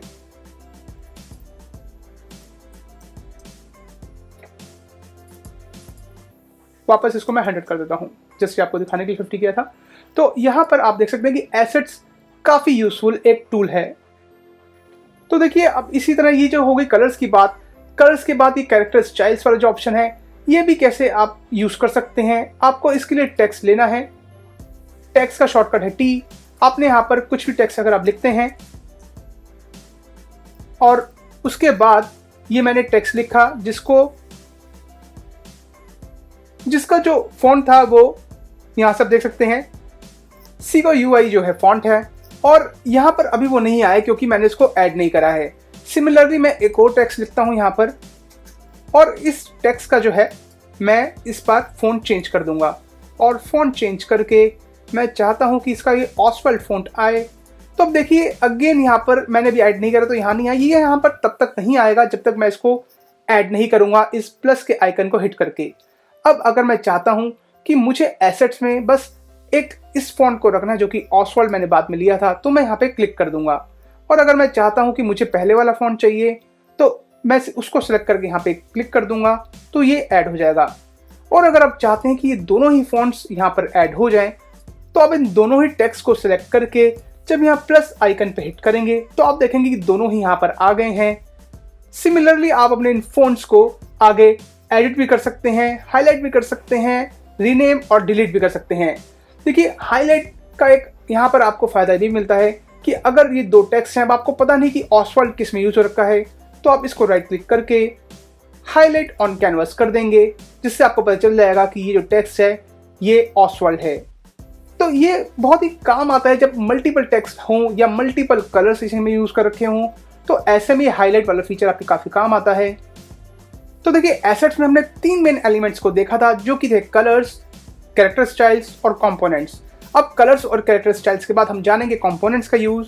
तो कंपोनेंट्स एक बहुत ही काम की चीज इसलिए भी है क्योंकि कंपोनेंट्स में आप सिंबल्स को सेव कर सकते हो जो कि अगर आपने किसी भी वेब या मोबाइल ऐप के डिजाइनिंग में बहुत बार यूज करा, लेट से आपने कोई भी एक मोबाइल ऐप बनाई है और उसके अंदर एक पर्टिकुलर सिंबल को आपने अलग अलग पेजेस पे लेट से 6-7 टाइम्स यूज किया है, तो यहाँ पर आपको उसका फायदा ये मिलता है कि हम उस कंपोनेंट को यहाँ पर सेव कर देंगे और जस्ट एक ही बार में आप उसका कुछ भी अगर उस पर्टिकुलर कंपोनेंट में एक में चेंज करेंगे तो उन सब में ऑटोमेटिकली हो जाएगा। जैसे कि ये एक सर्कल, हम इसको एक सिंबल मान लेते हैं और सबसे पहले हम इसको कंपोनेंट में सेव करते हैं। यहाँ मैंने देखिए इसको सिलेक्ट किया और बाकी सब चीज़ों की तरह उसको भी आप जस्ट ये प्लस आइकन पे क्लिक करके सेव कर सकते हैं। जैसे कि आप देख पा रहे हैं यहाँ पर ऑलरेडी हाईलाइट हो गया है। अब इसको मैं राइट क्लिक करके आपको दिखाता हूँ। अब इसको भी राइट क्लिक करके आप देखेंगे कि यहाँ पर आपको डिलीट, एडिट, हाईलाइट और रीनेम का ऑप्शन मिलेगा। तो अब अगर मुझे ये सिमिलर कंपोनेंट एक और या किसी और पेज बनाना है, किसी और आर्टबोर्ड पे मैं बनाऊंगा, तो जस्ट मुझे यहाँ से लाके ड्रैग एंड ड्रॉप करना है और देखिए सेम कंपोनेंट मुझे दोबारा मिल गया है। और अब जैसे कि मैं आपको बता रहा था कि इसका फायदा ये है कि अगर आपने अलग अलग पेजेस पे सिमिलर कोई भी सिंबल यूज किया है तो उसका जस्ट आपको एक में कलर चेंज करना है और बाकी सब में हो जाएगा। जैसे कि हमने यहाँ पे सेलेक्ट किया इसको और अब मैं यहाँ पर जाके एडिट मेन कंपोनेंट करता हूँ। यहाँ पर अब मुझे इसका कलर चेंज करना है तो मैं राइट से जाकर इसका कलर अगर चेंज करूँगा, देखिए दूसरे सिंबल में भी उसका चेंज हो चुका है कलर। तो इसलिए ये एक बहुत ही खास एलिमेंट है इसका एसेट्स का और ये भी काफ़ी जगह यूज होता है। तो अब हम यहाँ पर एसेट्स के इन 3 मेन एलिमेंट्स को डिस्कस कर चुके हैं, पर अभी एसेट्स का रोल यहाँ पर खत्म नहीं हुआ है। एसेट्स डिजाइनिंग के इंपॉर्टेंट टूल में से एक है और इसकी और चीज़ों को भी हम आगे जानते हैं, जैसे कि अगर आपको बाहर से कोई भी एसेट इंपोर्ट करना है तो आप किस तरीके से और कितनी इजीली इसमें कर सकते हैं। लेट्स से अगर आपने फोटोशॉप या इलस्ट्रेटर में कुछ डिज़ाइन किया है तो आप जस्ट वहां से उसकी डायरेक्ट स्क्रीन से उस पर्टिकुलर डिज़ाइन वेक्टर शेप को सिलेक्ट करके सीधा इसमें ला सकते हैं। आपको उसे एक्सपोर्ट इंपोर्ट कुछ भी करने की ज़रूरत नहीं है। या फिर अगर आप कोई इमेज सर्च कर रहे हैं ब्राउज़र में, आपको वहां से कुछ ठीक लगा तो आप वहां से भी उसको सीधा ड्रैग एंड ड्रॉप इसमें कर सकते हैं। फॉर एग्जाम्पल अगर हम बात करें किसी सॉफ्टवेयर की जैसे कि फोटोशॉप इलस्ट्रेटर, तो फोटोशॉप में अगर आप देखें कि यहाँ पर हमने एक इमेज ले रखी है, इसको हम ये मार्की टूल से एक बार हम सेलेक्ट करेंगे जिसका शॉर्टकट है M। जितना मैं सिलेक्ट करूँगा वहाँ पर भी उतना ही ये आएगा। इसको यहाँ पे मैंने सिलेक्ट किया। सिलेक्ट करने के बाद मुझे इसे शिफ्ट कंट्रोल C करना है या फिर आप एडिट में जाकर कॉपी मर्ज का ऑप्शन भी सिलेक्ट कर सकते हैं। तो देखिए शिफ्ट कंट्रोल C से यहाँ पे कॉपी करके वापस जब एडोब XD में आए तो यहाँ पर इसको मैंने कंट्रोल V के शॉर्टकट से पेस्ट कर दिया और आप देख पा रहे हैं कि जस्ट वहां से कॉपी करके मैं इसको यहाँ पर ला चुका हूँ और सेव कर चुका हूँ। और सिमिलरली इसको मैं अंडू करता हूँ और सिमिलरली मैं अगर कुछ मैंने अपने डेस्कटॉप पे रखा है, कोई ऑलरेडी कोई डिज़ाइन है, तो उसको भी मैं जस्ट ड्रैग एंड ड्रॉप करके इसके अंदर ला सकता हूँ। तो इसी तरह ये एक बहुत ही काम की चीज़ है कि अगर आप कहीं भी कुछ भी डिज़ाइन कर रहे हैं तो आपको बहुत ही एक लंबा प्रोसीजर फॉलो करने की जरूरत नहीं है। आप इजीली उसको जस्ट कॉपी पेस्ट करके या सिंपली ड्रैग एंड ड्रॉप करके अपने एडोबी XD के आर्टबोर्ड में ला सकते हैं। चाहे वो कोई इमेज हो, कोई शेप हो, वेक्टर शेप हो या आपका बनाया कोई स्केच हो, वो सारी चीज़ों को आप इजीली इसके अंदर ला सकते हैं। तो ये एक और इम्पॉर्टेंट चीज़ है और एक अच्छी चीज़ है इस एडोबी XD में। इसके बाद हम बात करेंगे कि कैसे आप, अगर आपका पूरा डिज़ाइन रेडी हो गया है, आपने सारा कुछ कर लिया है, तो आपने एसेट्स में भी सब कुछ सेव कर लिया है, अब इसको आप एक्सपोर्ट कैसे करेंगे, क्योंकि एक्सपोर्ट भी बहुत सारे इसके अंदर आपको वेज मिलते हैं जिससे आप एक्सपोर्ट कर सकते हैं। क्योंकि कई बार आपको डेवलपर के लिए एक्सपोर्ट करना होता है और कई बार आपको नॉर्मल एक अपने क्लाइंट के लिए जस्ट एक PDF एक्सपोर्ट करनी होती है। तो इसके अंदर आपको काफ़ी सारे ऑप्शन एक्सपोर्ट के भी दिए गए हैं, जिसमें जो मेजरली यूज़ होते हैं PNG, PDF, JPEG और SVG फॉर्मेट्स इसमें यूज़ होते हैं। तो लेट्स से आपका ये डिज़ाइन एक रेडी हो गया है, अब आपको इसको सिलेक्ट करके एक्सपोर्ट करना है और एक्सपोर्ट में भी आपको ऑप्शन मिलते हैं कि आपको जस्ट सेलेक्टेड पार्ट को आपको एक्सपोर्ट करना है या पूरे आर्टबोर्ड पे जो डिज़ाइन है। इसका आपका फ़ायदा ये मिलता है कि जब आपने काफ़ी सारा काम कर रखा है या फिर आपको अपनी टीम मेंबर जैसे एक पर्टिकुलर डिज़ाइन शेयर करना है या उसको चेंजेस दिखाने हैं, तो आप सेलेक्टेड पार्ट भी सेव कर सकते हैं। तो क्योंकि अभी हमारे पास यहाँ पर कोई बड़ा डिज़ाइन नहीं है, तो एक ही बात है, हम चाहे सेलेक्टेड करें क्योंकि हमने पूरा सेलेक्ट कर रखा है, या फिर सारे आर्टबोर्ड्स को शेयर करें। तो यहाँ पे मैं सिलेक्टेड आर्टबोर्ड को ही चूज़ करता हूँ। उसके बाद हमारे सामने जो ऑप्शन आता है वो है PNG का। इसके अलावा PNG के साथ ही SVG, PDF, JPEG जो मैं आपसे ऑलरेडी शेयर कर चुका हूँ, एक डिस्कस कर चुका हूँ, ये सारे हमें ऑप्शन यहाँ पे दिखाई दे रहे हैं। तो फॉर्मेट के बाद अब आप यहाँ देख रहे हैं कि एक्सपोर्ट के लिए भी आपको 4 ऑप्शन यहाँ दिखेंगे, जो कि है design, web, iOS, Android. Design वाला ऑप्शन जो है वो एक्सपोर्ट के लिए यूज़ होता है जब आप इसको अपने टीम मेंबर्स या फिर क्लाइंट से शेयर करना होता है आपको इसे, तो आप यहाँ से डिज़ाइन वाला ऑप्शन चूज़ करते हैं। वेब के लिए अगर आपने कुछ डिज़ाइन रेडी किया है तो वेब के लिए चूज़ करेंगे, और अगर ऐप आपने एप्पल iOS के लिए बनाई है तो आप इसको सिलेक्ट करेंगे, या फिर अगर आपने एंड्रॉयड के लिए बनाई है तो वो आप यहाँ से सिलेक्ट करेंगे। और सेम वे में फॉर्मेट की अगर हम बात करें तो PNG, SVG, PDF और JPEG में से PDF मेनली यूज होता है जब आप क्लाइंट्स के साथ कुछ शेयर करते हैं, और अगर आप डिजाइनर्स के साथ या डेवलपर्स के साथ शेयर करते हैं तो SVG ऑप्शन यूज होता है, जिसमें आपको एक फ्रीडम मिलती है कि आपका डिजाइन जब आप स्केल आउट करते हैं तो वो खराब नहीं होता, पर इसमें फाइल थोड़ी हैवी बनती है। और इसके बाद डिजाइन एट जो 1x दिख रहा है वो इसलिए दिख रहा है क्योंकि हमने जो डिजाइन किया है ये 1x पे किया है। कुछ डिजाइनर्स जो होते हैं वो 2x या 3x पे भी इस डिजाइन को करते हैं, यानी कि जो नॉर्मल डिजाइन का एक साइज होता है वो उससे डबल वो साइज ले लेते हैं या 3 टाइम्स साइज ले लेते हैं, ताकि स्केल आउट करने टाइम वो बिल्कुल भी खराब ना हो। देन लास्ट में आप देख रहे हैं कि एक्सपोर्ट टू का ऑप्शन है, जो कि आपसे बस इतना ही जानना चाहता है कि आप कहां पर अपनी फाइल को सेव करना चाहते हैं। उसके बाद आप एक्सपोर्ट को हिट करेंगे और आपकी फाइनल फाइल एक्सपोर्ट हो जाएगी। तो इसके बाद इस वीडियो को एंड करने से पहले हम एक बार वापस चेक कर लेते हैं फॉर्मेट के जो बाकी ऑप्शंस हैं, जो कि PNG आप ऑलरेडी देख चुके हैं। इसके बाद हम बात करते हैं SVG की। तो SVG में देखिए कुछ नए ऑप्शंस यहाँ पर आ गए हैं, जैसे कि स्टाइलिंग का ऑप्शन आ गया है, जिसके अंदर प्रेजेंटेशन एट्रीब्यूट्स और इंटरनल CSS का आ रहा है। तो इसका यूज आप बस अपने अकॉर्डिंगली कर सकते हैं कि आपका जो डिजाइन है वो आपने आगे डिजाइनर्स या डेवलपर्स किसके साथ शेयर करना है, उसके अकॉर्डिंगली या उनकी रिक्वायरमेंट क्या है उसके अकॉर्डिंग आप इसको यहाँ से सेलेक्ट करके आगे बढ़ सकते हैं।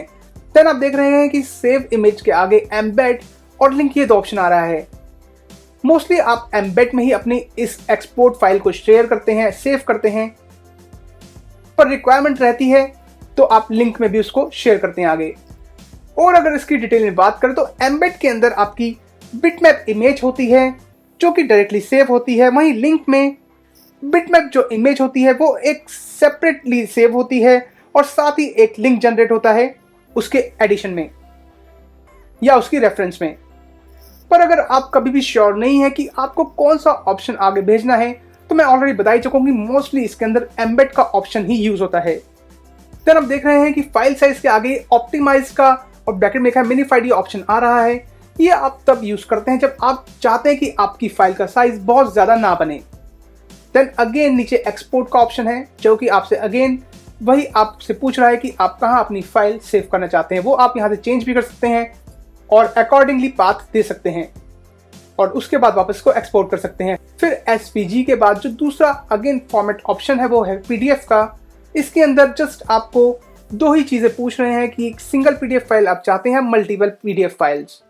तो अपनी नीड के अकॉर्डिंग आप वो ऑप्शन सिलेक्ट करके आगे बढ़ सकते हैं और इसको एक्सपोर्ट कर सकते हैं।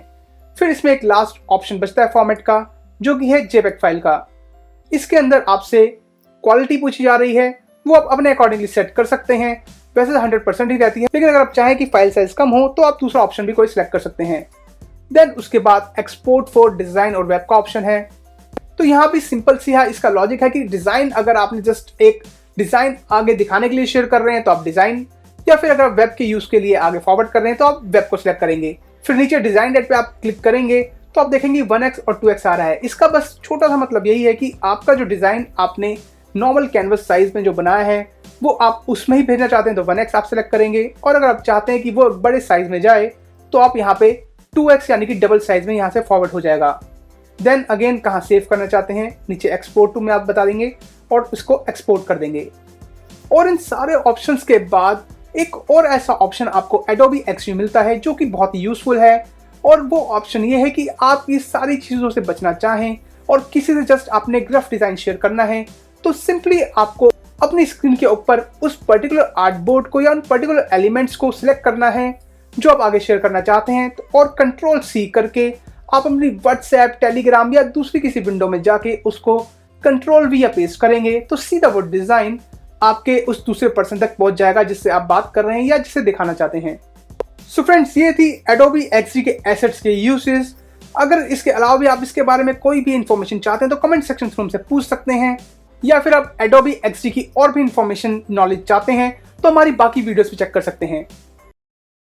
तो फ्रेंड्स, आज की इस वीडियो में हम बात करेंगे Adobe XD के एक और इम्पोर्टेंट फीचर की, जिसका नाम है प्रोटोटाइप। और उसके बाद हम जानेंगे कि प्रोटोटाइप के बाद कैसे आप अपने डिज़ाइन को प्रीव्यू कर सकते हैं और फिर शेयर कर सकते हैं। तो इसके लिए सबसे पहले हम एक नए प्रोजेक्ट को ओपन करेंगे और इसको आगे बढ़ाने से पहले मैं आपको बता दूं कि प्रोटोटाइप में हम क्या करते हैं। देखिए, यहाँ पर आप देख पा रहे हैं सबसे ऊपर की डिज़ाइन, प्रोटोटाइप और शेयर, ये 3 ऑप्शन आ रहे हैं। तो डिज़ाइन में जब आप अपना डिज़ाइन रेडी कर लेते हैं, फिर प्रोटोटाइप में आकर हम उसको आगे लिंक करते हैं, देन फिर हम उसको शेयर कर देते हैं। तो डिज़ाइन जब आप कुछ भी कर लेते हैं, उसके बाद प्रोटोटाइप का आपको फ़ायदा ये मिलता है कि आपका जो डिज़ाइन है, आप आगे डेवलपर्स को भेजने से पहले उसको यहीं पर प्रोटोटाइप के थ्रू आप जान सकते हैं कि क्या उसके अंदर कोई फ्लॉ तो नहीं है या उसके अंदर कोई कमी तो नहीं है, क्योंकि प्रोटोटाइप के बाद आप उसको प्रीव्यू भी कर सकते हैं अपने इसी डेस्कटॉप पर या फिर इसको अपने मोबाइल से लिंक करके। इस सारा प्रोसेस अभी हम आगे समझेंगे। और इस फीचर का सबसे बड़ा फायदा ये है कि आपका काफ़ी सारा टाइम बचाता है, क्योंकि पहले अगर आप एक डिज़ाइन बनाते हैं, उसको आप आगे डेवलपर्स को भेजते हैं और उसमें कुछ प्रॉब्लम आती है, तो वापस आप यहाँ पर आके फिर उसको ठीक करते हैं अपने डिज़ाइन को, तो इसमें काफ़ी सारा टाइम लगता है। और अगर आप डायरेक्ट ही डिज़ाइन बना के उसको चेक कर लें कि वो ऐप में कैसा लगेगा, तो आपका काफ़ी सारा वो टाइम बच जाता है। तो चलिए एक बहुत ही शॉर्ट सा कुछ डिज़ाइन हम बनाकर देख लेते हैं कि कैसा लगता है ये डिज़ाइन बना के प्रोटोटाइप में आके कैसे सेटिंग से उनको हम आगे लेके जाएंगे। तो सबसे पहले मान लीजिए यहाँ पर एक आर्टबोर्ड ऑलरेडी आपके सामने है, जो कि iPhone 6 के लिए है, 7 के लिए, 8 के लिए है। अगर आप किसी भी ऐप के लिए कुछ, आप मोबाइल के लिए कुछ आप डिज़ाइन कर रहे हैं, तो लेट्स से यहाँ पर हम कुछ भी टेक्स्ट ले लेते हैं जिसका शॉर्टकट है T।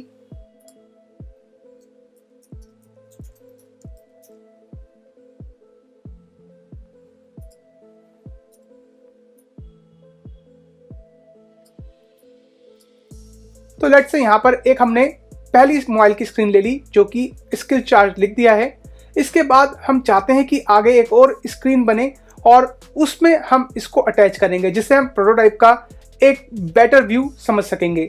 तो मैं एक और आर्टबोर्ड ले लेता हूँ। आर्टबोर्ड यहाँ लेफ्ट से आप ले सकते हैं, जिसका शॉर्टकट है A।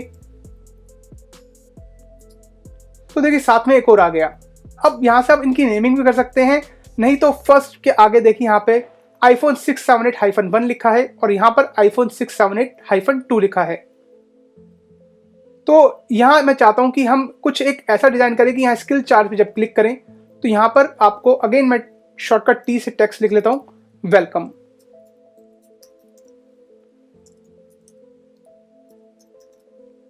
ये हमने एक वेलकम स्क्रीन के तौर पे हम इसको रेडी कर लेते हैं।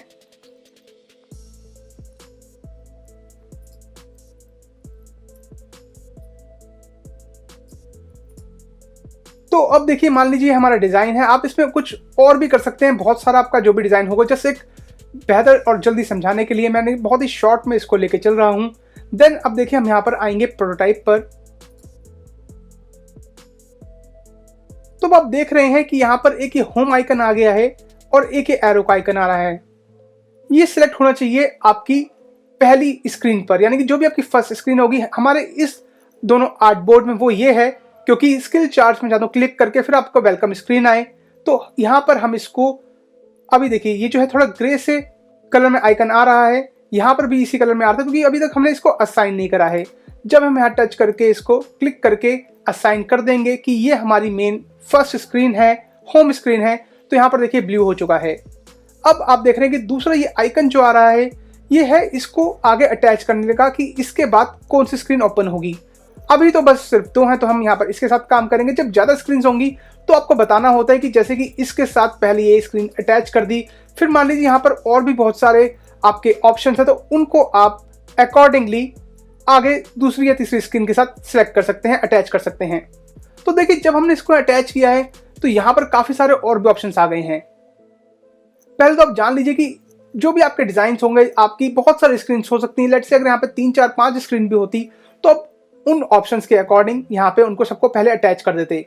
उसके बाद यहाँ जो अब लेफ्ट में ऑप्शन आ रहे हैं हम उनको देखते हैं। सबसे ऊपर जो है ट्रिगर का ऑप्शन है, जिसके अंदर ड्रॉप डाउन मेन्यू भी है और उसके अंदर टैप, ड्रैग, टाइम, की एंड वॉइस के बहुत सारे ऑप्शन देखने को मिलेंगे।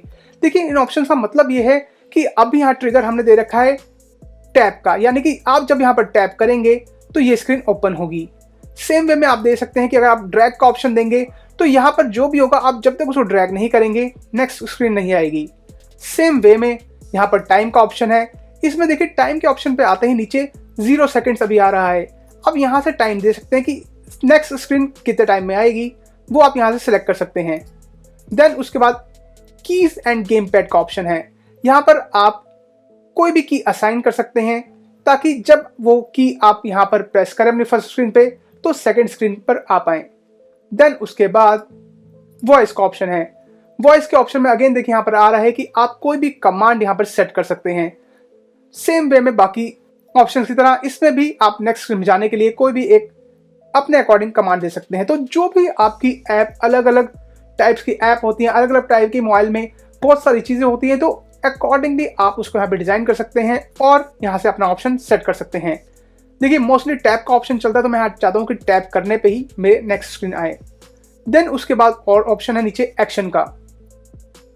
एक्शन के अंदर भी टाइप है, और टाइप भी देखिए बहुत सारे यहाँ पे टाइप को देखने को मिलेंगे, जैसे कि transition, auto animate, overlay, previous artboard, audio playback और स्पीच प्लेबैक। इसके अंदर क्या रहता है कि ट्रांजिशन में देखिए सबसे पहले मैं जब क्लिक कर रहा हूँ तो यहाँ पर नीचे और भी ऑप्शन ओपन हो गया, जैसे कि ये डिसॉल्व वाला। इसके अंदर फर्दर और बहुत सारे ऑप्शन आपको देखने को मिलेंगे। तो बेसिकली ट्रांजिशन आप यहाँ से सेट कर सकते हैं कि आप कौन सी चाहते हैं, डिसॉल्व के through, side right, side left. इसके भी बहुत सारे अपने ऑप्शन होते हैं कि आप अपने मोबाइल ऐप में या फिर आप जो भी वेब का कुछ बना रहे हैं तो किस तरह से आप चाहते हैं कि नेक्स्ट चीज़ अपेयर हो। कई बार राइट साइड या लेफ्ट साइड में ड्रॉप डाउन मेन्यू होते हैं, तो उनके लिए आप अलग इफेक्ट चूज करते हैं। सिमिलरली अलग अलग चीज़ों के लिए अलग अलग ऑप्शन आप यहाँ से चूज कर सकते हैं। तो ट्रांजिशन के बाद जब हम यहाँ से ऑटो एनिमेट को सिलेक्ट करते हैं तो देखिए यहाँ पर फिर कुछ ऑप्शन आपको दिख रहे हैं, जैसे कि ईज आउट का ऑप्शन, ईज इन का, snap, wind up, bounce, ease in out, ऐसे इस बहुत सारी चीजें हैं जो आप अलग अलग यूजेस के हिसाब से इनको सिलेक्ट कर सकते हैं यहाँ से। देन यहाँ पर ओवरले का ऑप्शन है, और जिसके अंदर अगेन आप एनिमेशन के इफेक्ट्स अलग अलग देख सकते हैं। ये मोस्टली स्लाइड इफेक्ट्स यूज करने के काम आता है। उसके बाद है प्रीवियस आर्टबोर्ड, जिसमें आप अपने सिलेक्टेड आर्टबोर्ड को किसी और आर्टबोर्ड से लिंक करते हैं, यानी कि प्रीवियस वन से आप उसको लिंक करते हैं। फिर है ऑडियो प्लेबैक, जिसके अंदर आप कोई भी ऑडियो फाइल प्ले कर सकते हैं कि जब भी कोई पर्टिकुलर आप स्क्रीन पे जाएं तो वो एक ऑडियो फाइल वहां पे प्ले हो जाएगी। और उसके बाद है स्पीच प्लेबैक, जिसके अंदर आप कोई भी वॉइस दे सकते हैं, और कुछ भी अगर आपने टेक्स्ट यहाँ पर आप स्पीच के अंदर टाइप करेंगे तो वो एक वॉइस में वहां पर बोलेगा उस पर्टिकुलर स्क्रीन पे, और यहाँ पे आपको कुछ वॉइस टाइप्स भी देखने को मिलेंगी। फिर नीचे यहाँ पर डेस्टिनेशन का ऑप्शन, जिसके अंदर आपकी वो पर्टिकुलर स्लाइड स्क्रीन आएगी जो भी आपने नेक्स्ट सिलेक्ट कर रखी होगी। अभी क्योंकि यहाँ पर है ही एक, तो इसलिए एक आ रही है, और वैसे ये ऑटोमेटिकली सिलेक्ट हो जाती है जब भी आप नेक्स्ट स्क्रीन को सिलेक्ट करते हैं। देन अगेन नीचे आप देखेंगे एनिमेशन के अंदर कुछ ऑप्शंस आ रहे हैं जो कि हम ऑलरेडी डिस्कस कर चुके हैं। तो इन्हीं सारे ऑप्शन के साथ आप अपनी स्क्रीन्स को डिजाइन कर सकते हैं, और उसके बाद इसको आप प्रीव्यू कर सकते हैं। अभी क्योंकि ये वीडियो बहुत ही बड़ी हो जाएगी, अगर मैं एक एक ऑप्शन को आपको करके दिखाऊंगा, तो ये चीज़ें आप यहाँ से खुद भी ट्राई कर सकते हैं। और फिर भी अगर आपको कुछ प्रॉब्लम हो तो आप कमेंट सेक्शन थ्रू हमसे पूछ सकते हैं। और ये सारे ऑप्शंस का यूज़ करके जब आप एक प्रोटोटाइप अपना रेडी कर लेंगे मल्टीपल स्क्रीन्स के साथ, तो आप उसको प्रीव्यू भी करके दे सकते हैं यहाँ इस ऑप्शन से, जो कि प्ले का एक आइकन आपको दिख रहा है, जो कि है डेस्कटॉप प्रीव्यू का ऑप्शन। जब आप इसको यहाँ पे क्लिक करेंगे तो आप देखेंगे कि यहाँ पर आपको अपनी होम स्क्रीन दिख रही है। देन अब मैंने, क्योंकि देखिए ट्रिगर पे मैंने टैप का ऑप्शन यहाँ पे सिलेक्ट कर रखा था, मैं यहाँ पर जाके इस पर टैप करूंगा तो देखिए नेक्स्ट स्क्रीन आ गई, जो कि है वेलकम स्क्रीन। सेम वे में अगर मैंने यहाँ पर ड्रैग का ऑप्शन सिलेक्ट किया होता, तो जब मैं इसको यहाँ प्रीव्यू करूंगा तो देखिए अब मैं इस पर क्लिक करूंगा लेकिन कुछ भी नहीं हो रहा है। लेकिन जैसे ही मैं इसको ड्रैग करता हूं आप देखेंगे कि वेलकम स्क्रीन आ रही है। सेम वे में आप बाकी ऑप्शंस भी यहाँ से चेक कर सकते हैं, उनको ट्राई कर सकते हैं, जैसे कि time, keys and game paint, voice, या फिर बाकी सारी एनिमेशंस भी। देखिए ये था प्रोटोटाइप का एक बहुत ही शॉर्ट इंट्रो। जब यहाँ पे आप मल्टीपल स्क्रीन्स डिजाइन करेंगे तो वो भी इसी तरह आप प्ले आइकन से प्रीव्यू करके देख सकते हैं। और प्रोटोटाइप के बाद अगर आप चाहते हैं कि आप डेस्कटॉप पे ना देखकर अपने इस मोबाइल डिज़ाइन को आप मोबाइल के ऊपर देखना चाहें तो वो भी डायरेक्टली पॉसिबल हो सकता है। उसके लिए आपको यहाँ पर जाके जो है मोबाइल का आइकन आ रहा है, मोबाइल प्रीव्यू पे क्लिक करना होगा। लेकिन उससे पहले आपके मोबाइल में भी एडोबी XD की ऐप होनी चाहिए, जो कि आप गूगल प्ले स्टोर या आईफोन के लिए iTunes ऐप स्टोर से भी आप उसको डाउनलोड कर सकते हैं। जब आपके मोबाइल में वो ऐप्स होंगी तो आपको जस्ट डेटा केबल से अपने फ़ोन को कंप्यूटर से कनेक्ट करना है, और आप इसको हिट करके फिर अपने मोबाइल में भी सेम देख सकते हैं, जो कि ये देखिए एक मिरर स्क्रीन की तरह काम करेगा। आपको मोबाइल और अपने कंप्यूटर में भी वो चीज़ दिखाई देगी। फिर आप कुछ भी अगर चेंज करके देखना चाहें तो आपको जस्ट कंप्यूटर पे यहाँ पर अपने डेस्कटॉप पर उसको चेंज करना है और सेम वो सिमिलर चेंज साथ ही आप अपने मोबाइल की स्क्रीन पर भी देख पाएंगे। तो ये भी एक बहुत ही अच्छा फीचर है इसका, बहुत ही अच्छा एक टूल है, क्योंकि आप साथ ही अपने डिज़ाइन को चेक कर सकते हैं। तो ये मोबाइल प्रीव्यू का ऑप्शन भी आप जरूर चेक कीजिएगा, और फिर भी अगर आपको इसमें कोई ट्रबल लगे, कोई प्रॉब्लम लगे या कुछ भी आप इससे रिलेटेड पूछना चाहें तो कमेंट सेक्शन थ्रू हमसे पूछ सकते हैं।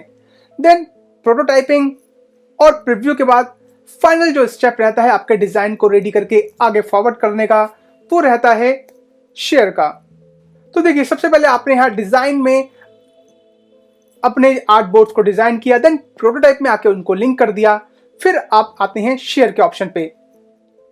देखिए, शेयर के ऑप्शन पे आते ही यहाँ एक नया लेआउट आपको दिखने लगा, क्योंकि यहाँ पर राइट हैंड साइड में आपको देखिए लिंक, व्यू सेटिंग और लिंक एक्सेस, ये 3 ऑप्शंस आ रहे हैं। अब हम आगे डिस्कस करेंगे कि इनके क्या रोल्स हैं और किस रोल के लिए आपको कौन सा ऑप्शन सिलेक्ट करना चाहिए। तो देखिए, सबसे पहले लिंक ऑप्शन आ रहा है जिसके आगे लिखा है फ्लो 1, क्योंकि अभी यहाँ पर एक ही फ्लो है, बहुत सारे आर्ट बोर्ड्स नहीं हैं, बहुत सारे डिज़ाइन हमने नहीं करे, पर वो भी आप ये सारी चीज़ें कर सकते हैं या चेंज कर सकते हैं यहाँ से। पर क्योंकि अभी एक ही यहाँ पर ऑप्शन है तो इसलिए यहाँ पर आपको फ्लो 1 दिख रहा है। तो मान लीजिए ये आपका डिज़ाइन रेडी है, आपने सारा डिज़ाइन चेक कर लिया और उसको मोबाइल पे आपने प्रीव्यू भी कर लिया। अब फाइनल स्टेप में आप इसको आगे शेयर करना चाहते हैं तो हम जानेंगे कि देखिए, व्यू सेटिंग के अंदर बहुत सारे ऑप्शन हैं, इनके क्या रोल्स हैं, जैसे कि design review, development, presentation, user testing और कस्टम। देखिए, सबसे पहले हम बात करते हैं डिज़ाइन रिव्यू की। इस ऑप्शन के अंदर आप ये शेयर कर सकते हैं आगे पर्सन से, और ये यूज़ होता है मेनली फीडबैक लेने के लिए आपके डिज़ाइन या प्रोटोटाइप पर, जो कि आप मोस्टली अपने टीम मेंबर्स या अपने सुपीरियर्स या अपने कलीग्स से या फिर क्लाइंट से भी एट टाइम्स लेते हैं। तो अगर आपको इसी तरह कुछ रिव्यू लेना है तो आप ये ऑप्शन सेलेक्ट कर सकते हैं। देन उसके बाद दूसरा ऑप्शन है डेवलपमेंट का। डेवलपमेंट का जो ऑप्शन है ये हम सिलेक्ट करते हैं जब हमें अपने इस डिज़ाइन प्रोटोटाइप को डेवलपर्स के साथ शेयर करना हो। देखिए, जैसे ही आपने डेवलपमेंट का ऑप्शन यहाँ पे सिलेक्ट किया, नीचे आपको आ गया कि एक्सपोर्ट करना है आपने iOS के लिए या एंड्रॉयड के लिए या फिर वेब के लिए, क्योंकि ये यही 3 प्लेटफॉर्म पे वर्क करता है। या तो आप इसके अंदर वेब डेवलपमेंट के लिए काम करते हैं या फिर मोबाइल ऐप डेवलपमेंट के लिए। तो अकॉर्डिंगली आपकी जो डिज़ाइन है आपने iOS के लिए बनाया है, एंड्रॉयड या वेब, अकॉर्डिंगली आप उसको सिलेक्ट करके आगे फॉरवर्ड कर सकते हैं। डेवलपमेंट के बाद जो ऑप्शन है वो है प्रेजेंटेशन का। ये ऑप्शन यूज होता है जब आपने अपने जो डिज़ाइन बनाया है वो आगे एक प्रेजेंटेशन के लिए बनाया है, आपने उसे आगे प्रेजेंट करना है और आपको ग्रुप मीटिंग में उसको दिखाना है, तो आप इस ऑप्शन के थ्रू उसको यूज कर सकते हैं। देन प्रेजेंटेशन के बाद नेक्स्ट ऑप्शन है यूजर टेस्टिंग का। ये होता है मेनली एक टेस्टिंग के लिए, अगर आपने आगे देना है अपने इस डिज़ाइन को, आप चाहते हैं कि आगे भी लोग टेस्ट करें या फिर जो एंड यूज़र है आप उसके लिए चाहते हैं कि वो पर्टिकुलरली इसको टेस्ट करके आपको वापस रिव्यू दे, तो आप यूजर टेस्टिंग का ऑप्शन यूज करते हैं। देन एक लास्ट ऑप्शन और है जो कि है कस्टम, जिसमें आप खुद ही कस्टमाइज करते हैं कि आपका जो डिज़ाइन आगे जाएगा उसके अंदर आपको क्या सब ऑप्शन चाहिए, क्योंकि यहाँ से आप कमेंट्स का ऑप्शन सेलेक्ट कर सकते हैं, फुल स्क्रीन का, हॉटस्पॉट हिंट्स का, नेविगेशन कंट्रोल, डिज़ाइन स्पेक्स, सारी चीज़ें आप यहाँ सेलेक्ट कर सकते हैं और उस पर आपको जस्ट टिक करना है और उन्हीं फीचर्स को अलाउ करके आपका डिज़ाइन आगे जाएगा। देन इसी तरह आप अपनी रिक्वायरमेंट के अकॉर्डिंग जो भी आपको सेटिंग यहाँ से चाहिए वो आप सेलेक्ट करके आगे अपने डिज़ाइन को भेज सकते हैं। फिर लास्ट ऑप्शन जो इसके अंदर है वो है लिंक एक्सेस का। इसके अंदर आपको ड्रॉप डाउन मेन्यू में इसके 3 ऑप्शन देखने को मिलेंगे, जो कि एनीवन विद द लिंक, जिसके अंदर आप एक देखिए जब आप इसको क्रिएट करेंगे तो एक लिंक क्रिएट हो जाता है, तो anyone with the link option के साथ आपका जो डिज़ाइन है उस पर जो भी आपने चीज़ें अलाउ करी हैं वो कोई भी कर सकता है, देख सकता है। जैसे कि आपने कमेंट अगर चाहते हैं कोई भी उस पर कर पाए, तो जस्ट एक लिंक के थ्रू आपका डिज़ाइन किसी तक भी पहुंच सकता है और वो उसको अकॉर्डिंगली अपना फीडबैक शेयर कर सकता है। दूसरा ऑप्शन है ओनली इन्वाइटेड पीपल। इसमें जो आपका लिंक है वो जस्ट इन्वाइटेड पीपल का सिलेक्ट होगा, जो कि आप आगे फर्दर यहाँ मेंशन करेंगे। देन तीसरा जो ऑप्शन है वो है एनीवन विद द पासवर्ड। इसके अंदर आप एक पासवर्ड सेलेक्ट करेंगे और फिर वो पासवर्ड लिंक के साथ आप जिसको फॉरवर्ड करेंगे सिर्फ वही पर्सन इसको ओपन कर पाएगा, जिसके पास वो पासवर्ड नहीं होगा वो इसको यूज़ नहीं कर सकता। तो देन ये सब सेलेक्ट करके आप यहाँ से क्रिएट लिंक कर देंगे और एक लिंक आपको यहाँ पर अवेलेबल हो जाएगा।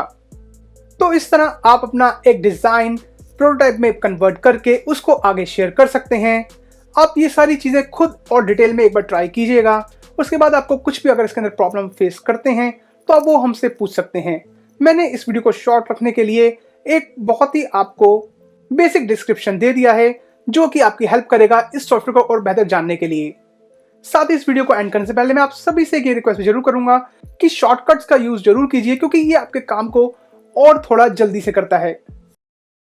तो फ्रेंड्स, आज के अपनी इस वीडियो में हम बात करने वाले हैं Adobe Extreme में यूज होने वाले टेक्स्ट, कलर्स, शेप्स एक्सेट्रा की, और जानेंगे कि कैसे इन सब का यूज करके आप अपने डिजाइन को और बेटर बना सकते हैं। तो सबसे पहले हम यहाँ पर एक नया प्रोजेक्ट लेंगे।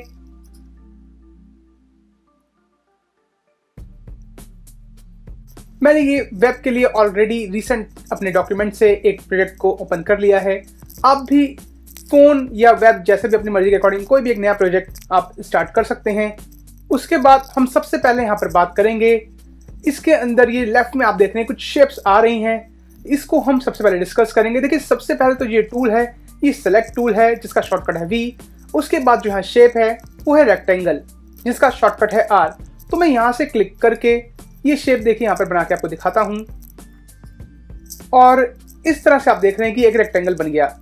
और साथ ही यहाँ पर काफ़ी सारे ऑप्शंस आ गए हैं जो कि आप यूज करके अपने इस रेक्टेंगल को फर्दर मॉडिफाई कर सकते हैं। तो इन ऑप्शंस की बात करने से पहले मैं आपको बताना चाहता हूँ कि ये तो आपने देखिए एक रेक्टेंगल शेप आ गई है, पर अगर इसकी जगह आप स्क्वायर बनाना चाहें तो इसी रेक्टेंगल से जस्ट आप शिफ्ट प्रेस करके आप जब शेप को अपनी बनाएंगे तो देखिए स्क्वायर की शेप आ रही है। देन यहाँ पर जो राइट में ऑप्शंस आ रहे हैं, इनसे आप इसकी विड्थ हाइट वगैरह को बड़ा या घटा सकते हैं, इसकी पोजीशन को आप चेंज कर सकते हैं। बाकी इसके अंदर जो नीचे आप देख रहे हैं कि कलर्स के बॉर्डर वगैरह के ऑप्शन आ रहे हैं, तो आप यहाँ से इसके अंदर कोई भी कलर फिल कर सकते हैं, जैसे कि ये रेड कलर इसके अंदर फिल कर दिया। और अब देखिए, एक तो आपको पता चल गया कि कैसे आप इसका यूज करके रेक्टेंगल और स्क्वायर बना सकते हैं। उसके बाद फर्दर आप इसको शेप में चेंज कर सकते हैं। ये देखिए, इसको आप बस क्लिक करके ड्रैग करेंगे तो एजेस जो है इसके ये कर्व में आपको नजर आएंगे।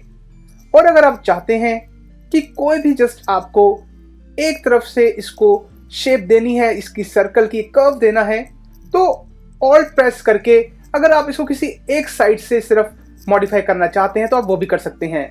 इसके अलावा यही सारी चीज आप राइट के पैनल में जो ऑप्शन आ रहे हैं यहाँ से भी कर सकते हैं। देखिए, यहाँ पर ऑप्शन आपको दिख रहा है जिसके आगे ये देखिए 4 साइड्स के सारे ऑप्शन आ रहे हैं। आप क्योंकि हमने एक ये वाली साइड इसकी चेंज कर रखी है, इसलिए यहाँ पे 295 आ रहा है। अब फर्दर इसकी बाकी साइड भी यहाँ से भी चेंज कर सकते हैं, जस्ट आपको वैल्यू चेंज करनी है। अगर मैं देखिए यहाँ पर दिखा भी रहा है कि जब मैं यहाँ पर क्लिक करके वैल्यू चेंज कर रहा हूँ तो ये जो है इसकी ये वाली साइड है। अब यहाँ पे भी अगर मैं इसको वैल्यू देता हूँ 295, तो ऊपर की तरह ही इसकी भी वैल्यू जो है यहाँ से शेप दोनों साइड से चेंज हो गई है। तो आइदर आप यहाँ से कर सकते हैं या फिर आप ऑल्ट प्रेस करके इसको यहाँ से भी चेंज कर सकते हैं। तो इसी तरह से आप अलग अलग इंटरेस्टिंग शेप्स रेक्टेंगल टूल का यूज करके बना सकते हैं और उसको फर्दर आगे यहाँ से मॉडिफाई कर सकते हैं। उसके बाद जो नेक्स्ट टूल है रेक्टेंगल के बाद, वो है एलिप्स का जिसका शॉर्टकट है E। और इसको आप देखिए, एक तो आप डायरेक्टली एलिप्स टूल को यूज करके कोई भी उसके रिगार्डिंग आप शेप बना सकते हैं, या फिर आप अगर देखिए सर्कल भी आप इसे बना सकते हैं, लेकिन उसके लिए आपको काफ़ी मेहनत करनी पड़ रही है। तो उसकी जगह आपको क्या करना है, जस्ट शिफ्ट प्रेस करके जब आप इसको बनाएंगे तो ये एक सर्कल की शेप ही आएगी। जिस तरह से रेक्टेंगल शिफ्ट प्रेस करने के बाद एक स्क्वायर की शेप दे रखा था, हर साइड से इक्वली वो ग्रो कर रहा था, सेम वे में आप एलिप्स को भी सर्कल की शेप दे सकते हैं। देन फर्दर यहाँ से कलर्स वगैरह चेंज कर सकते हैं, या फिर आप इसकी विड्थ, हाइट या पोजीशन वगैरह यहाँ से चेंज कर सकते हैं, जिसको आप मैन्युअली यहाँ से भी कर सकते हैं। V का शॉर्टकट यानी कि सेलेक्ट टूल का शॉर्टकट जो है V है, उससे आप प्रेस करके इसको आप फर्दर यहाँ से भी मूव कर सकते हैं। और आप देख रहे होंगे कि यहाँ पर वो सारी वैल्यूज बढ़ रही हैं या फिर चेंज हो रही हैं। फिर देखिए, फर्दर यहाँ पे रेक्टेंगल और एलिप्स टूल के बाद जो अगला टूल है वो है पॉलीगन जिसका शॉर्टकट है Y। इसमें देखिए काफ़ी सारी आप इंटरेस्टिंग शेप बना सकते हैं। कि देखिए, एक तो आपने इसको नॉर्मल, एक ये शेप जो है आपने नॉर्मल बनाई, इसके बाद आप पॉलीगन टूल को फर्दर भी मॉडिफाई कर सकते हैं। आपको उसके लिए करना क्या है कि आप जब इसको बना रहे होंगे, ड्रैग कर रहे होंगे, तो आपको ड्रैग करते हुए ही जस्ट राइट या लेफ्ट आप देखिए एरो कीज से इसको स्टार की शेप भी दे सकते हैं या और दूसरी इंटरेस्टिंग शेप दे सकते हैं। सिमिलरली आप up and down arrow keys से इसके अंदर और साइड्स बढ़ा के इसको दूसरी शेप्स दे सकते हैं। तो इस तरह से आप एक पॉलीगन से काफी सारी इंटरेस्टिंग शेप्स बना सकते हैं। देन इसके बाद आगे अगले टूल की बात करते हैं जो कि है लाइन, जिसका शॉर्टकट है एल। देखिए यहाँ पर हम लाइन क्रिएट कर सकते हैं कैसे भी, लेकिन अगर आप ट्राई करेंगे एक हॉरिजॉन्टल या वर्टिकल वे में इसको ड्रॉ करने का तो थोड़ा सा ये कई बार मूव भी कर जाती है। इसको बिल्कुल हॉरिजॉन्टल या वर्टिकल वे में ड्रॉ करने का एक तरीका और है कि आप शिफ्ट प्रेस करके इसको अगर आप हॉरिजॉन्टली या वर्टिकली इसको आप करेंगे तो वो बिल्कुल स्ट्रेट आएगी। देन इसको आप फर्दर यहाँ से मॉडिफाई कर सकते हैं, इसके अंदर कलर फिल कर सकते हैं या बाकी सारी चीजें इसके अंदर आप कर सकते हैं। तो इसी तरह से जो शेप्स हैं इनको यूज करके आप काफी सारे इंटरेस्टिंग डिजाइन्स या शेप्स या आर्ट्स इसके अंदर आप क्रिएट कर सकते हैं। और इन शेप्स के बाद अब हम बात करेंगे इसमें यूज होने वाले टेक्स्ट टूल की। टेक्स्ट टूल भी आपको लेफ्ट में दिख जाएगा जिसका शॉर्टकट है टी, और इसको भी आप काफी सारे वेज में यूज कर सकते हैं। जैसे कि एक तो आपको पता ही है कि नॉर्मल आपने टेक्स्ट टूल लिया और जो भी आप टाइप करेंगे वो यहाँ सामने आ गया। इसके बाद जब आप कुछ डिजाइन कर रहे होंगे और जब आप यहाँ पे कुछ भी टाइप कर लेंगे उसके बाद जब आपको डिसलेक्ट करना है तो या तो आप एस्केप प्रेस करके इसको डिसलेक्ट कर सकते हैं या फिर कोई दूसरा टूल सेलेक्ट करके आप इसको डिसलेक्ट कर सकते हैं। फिर इसके बाद अगर मान लीजिए आप टेक्स्ट टूल में ही कुछ पर्टिकुलर डिजाइन कर रहे हैं जिसमें आपको एक पर्टिकुलर एरिया में ही आप चाहते हैं आपका सारा टेक्स्ट आए या पैराग्राफ आए, तो उसके लिए आपको टेक्स्ट टूल सेलेक्ट करके फिर पर्टिकुलर एरिया तक ही आपको उसको ड्रैग करना है। लेट्स से इतने एरिया में हमें टेक्स्ट चाहिए तो इतना एरिया मैंने सेलेक्ट कर लिया। अब इसके बाद यहाँ पर मैं कुछ भी टाइप करूंगा तो देखिए वो उतने एरिया में ही आएगा, फिर देन वो नेक्स्ट लाइन में चला जाएगा। इसको आप फर्दर बाद में कम या ज़्यादा भी कर सकते हैं इसको सेलेक्ट करके। तो ये बहुत ही आपको हेल्पफुल टूल यहाँ पर इसका एक फीचर मिलता है इस टेक्स्ट टूल का। इसके बाद आप इसको फर्दर भी एडिट कर सकते हैं राइट से। जैसे कि आप देख रहे होंगे कि यहाँ पर आपको फॉन्ट दिखाई दे रहा है जिसको आप फर्दर यहाँ से चेंज भी कर सकते हैं। देन यहाँ पर फॉन्ट साइज आ रहा है। देन उसके बाद फॉन्ट का वेट कि आप रेगुलर यूज करना चाहते हैं, इटैलिक, बोल्ड, वो सब आप यहाँ से चेंज कर सकते हैं। देन उसके बाद आपको यहाँ कैरेक्टर स्पेसिंग का ऑप्शन मिलता है, लाइन स्पेसिंग का ऑप्शन मिलता है और साथ ही पैराग्राफ स्पेसिंग का ऑप्शन मिलता है। फिर नीचे अलाइन ऑप्शंस हैं और ये सारे ऑप्शंस आप यूज करके अपने टेक्स्ट को अकॉर्डिंगली सेट कर सकते हैं अपने डिजाइन के अकॉर्डिंग। और टेक्स्ट टूल के बाद आगे हम फर्दर बात करेंगे। यहाँ देखिए जो अपीयरेंस वाली विंडो आ रही है इसके अंदर काफी सारी चीजें जैसे कि opacity, blend mode, fill, border, shadow, background blur etcetera काफी सारी चीजें हैं। इनके क्या रोल है हम यहाँ अब ये डिस्कस करने वाले हैं। तो सबसे पहले देखिए बात करते हैं हम इस ओपेसिटी स्लाइडर की। तो देखिए ये मैंने यहाँ पर इसको सिलेक्ट कर लिया है। देन मैं ओपेसिटी इसकी कम या ज़्यादा कर सकता हूँ। 0 पे बिल्कुल गायब हो जाएगा और 100 पे इसकी फुल मेरे को विजिबिलिटी दिखेगी। तो ओपेसिटी से इसकी मैं अपीयरेंस को सेट कर सकता हूँ। देन नीचे है ब्लेंड मोड। देखिए ब्लेंड मोड में भी आपको काफ़ी सारे ऑप्शन दिखेंगे जैसे कि डार्कन, मल्टीप्लाई, कलर बर्न, लाइटन स्क्रीन और बहुत सारी ये लिस्ट है। इसमें भी आपको क्या इसका यूज मिलता है कि जब आपको कोई भी 2 लेयर्स को ब्लेंड करना होता है तो आप यहाँ से उसको कर सकते हैं। अभी ये नॉर्मल है, स्क्रीन पे देखिए वो बिल्कुल गायब हो गई। कलर डॉज में भी कुछ विजिबल नहीं है, डार्कन में वो वैसे वापस आ गई।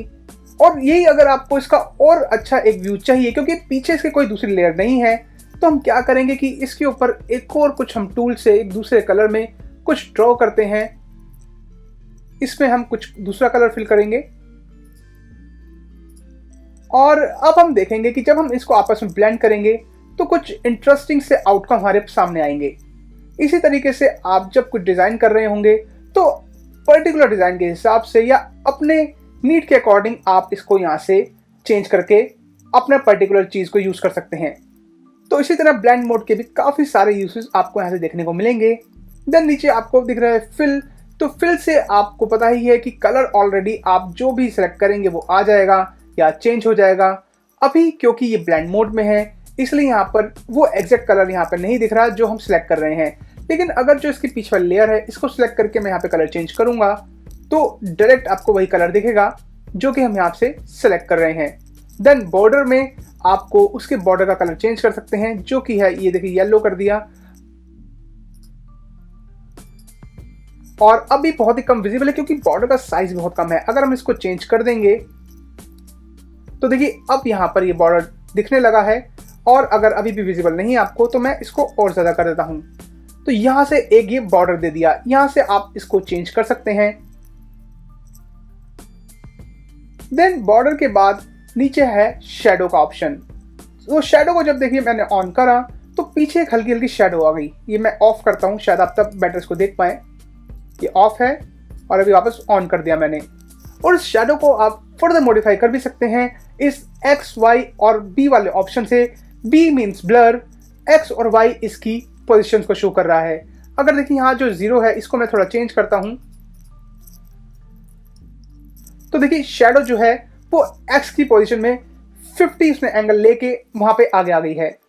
सिमिलर वे में आप शेडो को भी यहाँ से मॉडिफाई कर सकते हैं। और देखिए ब्लर का वैल्यू अभी 6 है, इसको भी अगर मैं बढ़ाता हूं तो देखिए और ज़्यादा ये शेडो अब ब्लर लग रही है। तो उसी तरह से आप शेडो को भी फर्दर मॉडिफाई कर सकते हैं। देन उसके बाद आपको अपीयरेंस टैब में नीचे अगला ऑप्शन दिख रहा है, वो है बैकग्राउंड ब्लर का। बैकग्राउंड ब्लर का देखिए क्या रहता है कि जैसे ही मैंने क्लिक करा यहाँ पर बैकग्राउंड जो है पूरा ही ब्लर हो गया। इसको भी हम आगे फर्दर मॉडिफाई कर सकते हैं। और देखिए यहाँ पे ऑब्जेक्ट ब्लर का भी ऑप्शन आ रहा है और बैकग्राउंड ब्लर, ये 2 ऑप्शन आ रहे हैं। जब मैं ऑब्जेक्ट ब्लर पे क्लिक करता हूँ तो यहाँ पर उसने उस पर्टिकुलर ऑब्जेक्ट को ज़्यादा ब्लर किया और जो उसके आगे आ रहा था वो थोड़ा वैसे ही आ रहा है। पीछे जो शेडो को हमने ब्लर कर रखा है उसकी वजह से ये ऐसी शेप दिख रही है हमें। पर जब मैंने यहाँ पे बैकग्राउंड ब्लर किया तो उसने फुल को ही ब्लर कर दिया। ये देखिए अब ये बस बॉर्डर आ रहा है उसका, और साथ ही आप पीछे शेडो देख सकते हैं। तो इस तरह से आप इन सब चीज़ों को यूज करके पर्टिकुलर शेप्स को और इंटरेस्टिंग बना सकते हैं। फिर बैकग्राउंड ब्लर में आप देखें नीचे और ऑप्शंस आपको देखने को मिलेंगे, जो कि है अमाउंट, ब्राइटनेस एंड ओपेसिटी। क्योंकि इसको हमने फुल ब्लर कर दिया है तो अभी ये 0 पर है, पर जैसे ही मैं इसको थोड़ा सा बढ़ाऊंगा देखिए आपको वापस विजिबल होने लगेगा। देन ब्राइटनेस भी आप कम या ज़्यादा करके अपने नीड के अकॉर्डिंग सेट कर सकते हैं। देन अमाउंट, उसको भी आप ब्लर का अमाउंट कितना चाहिए अलग अलग शेप्स में अपने नीड के अकॉर्डिंग आप उसको भी कम या ज़्यादा करके सेटल कर सकते हैं। तो देखिए इस अपीयरेंस टैब को यूज करके आप इसी तरह काफ़ी सारी चीज़ों को और इंटरेस्टिंग बना सकते हैं। और यहाँ पर बात ये सिर्फ शेप्स की नहीं है, अगर यहाँ पर कोई इमेज होती है और भी चीज़ों को आप इसी तरह से ब्लर या बॉर्डर या बाकी चीज़ों के साथ यूज कर सकते हैं। और अब इस अपीयरेंस टैब के बाद हम बात करेंगे इसके कलर ऑप्शंस की, कि किस तरह से आप कलर्स को यूज करके पर्टिकुलर कलर को पिक कर सकते हैं, ग्रेडियंट्स को कैसे यूज करते हैं, या बाकी सारे जो इसके कलर पैनल में आप ऑप्शन देख रहे हैं उनके क्या सब मतलब हैं। तो देखिए सबसे पहले तो आपको टॉप पे दिख रहा है ये सॉलिड कलर, इसके आगे एक एरो भी आ रहा है। जब उसको मैं क्लिक करता हूं तो देखिए ड्रॉप डाउन मेन्यू आ रहा है जिसके अंदर आगे ऑप्शन है लीनियर ग्रेडियंट, रेडियल ग्रेडियंट के। तो सॉलिड कलर में यहाँ पे आपको सॉलिड कलर दिखा रहा है, लीनियर ग्रेडियंट में आपको मल्टीकलर कलर्स दिखाएगा। जैसे देखिए लीनियर ग्रेडियंट में आपको 2 कलर दिखा रहा है, डार्क और लाइट ब्लू का।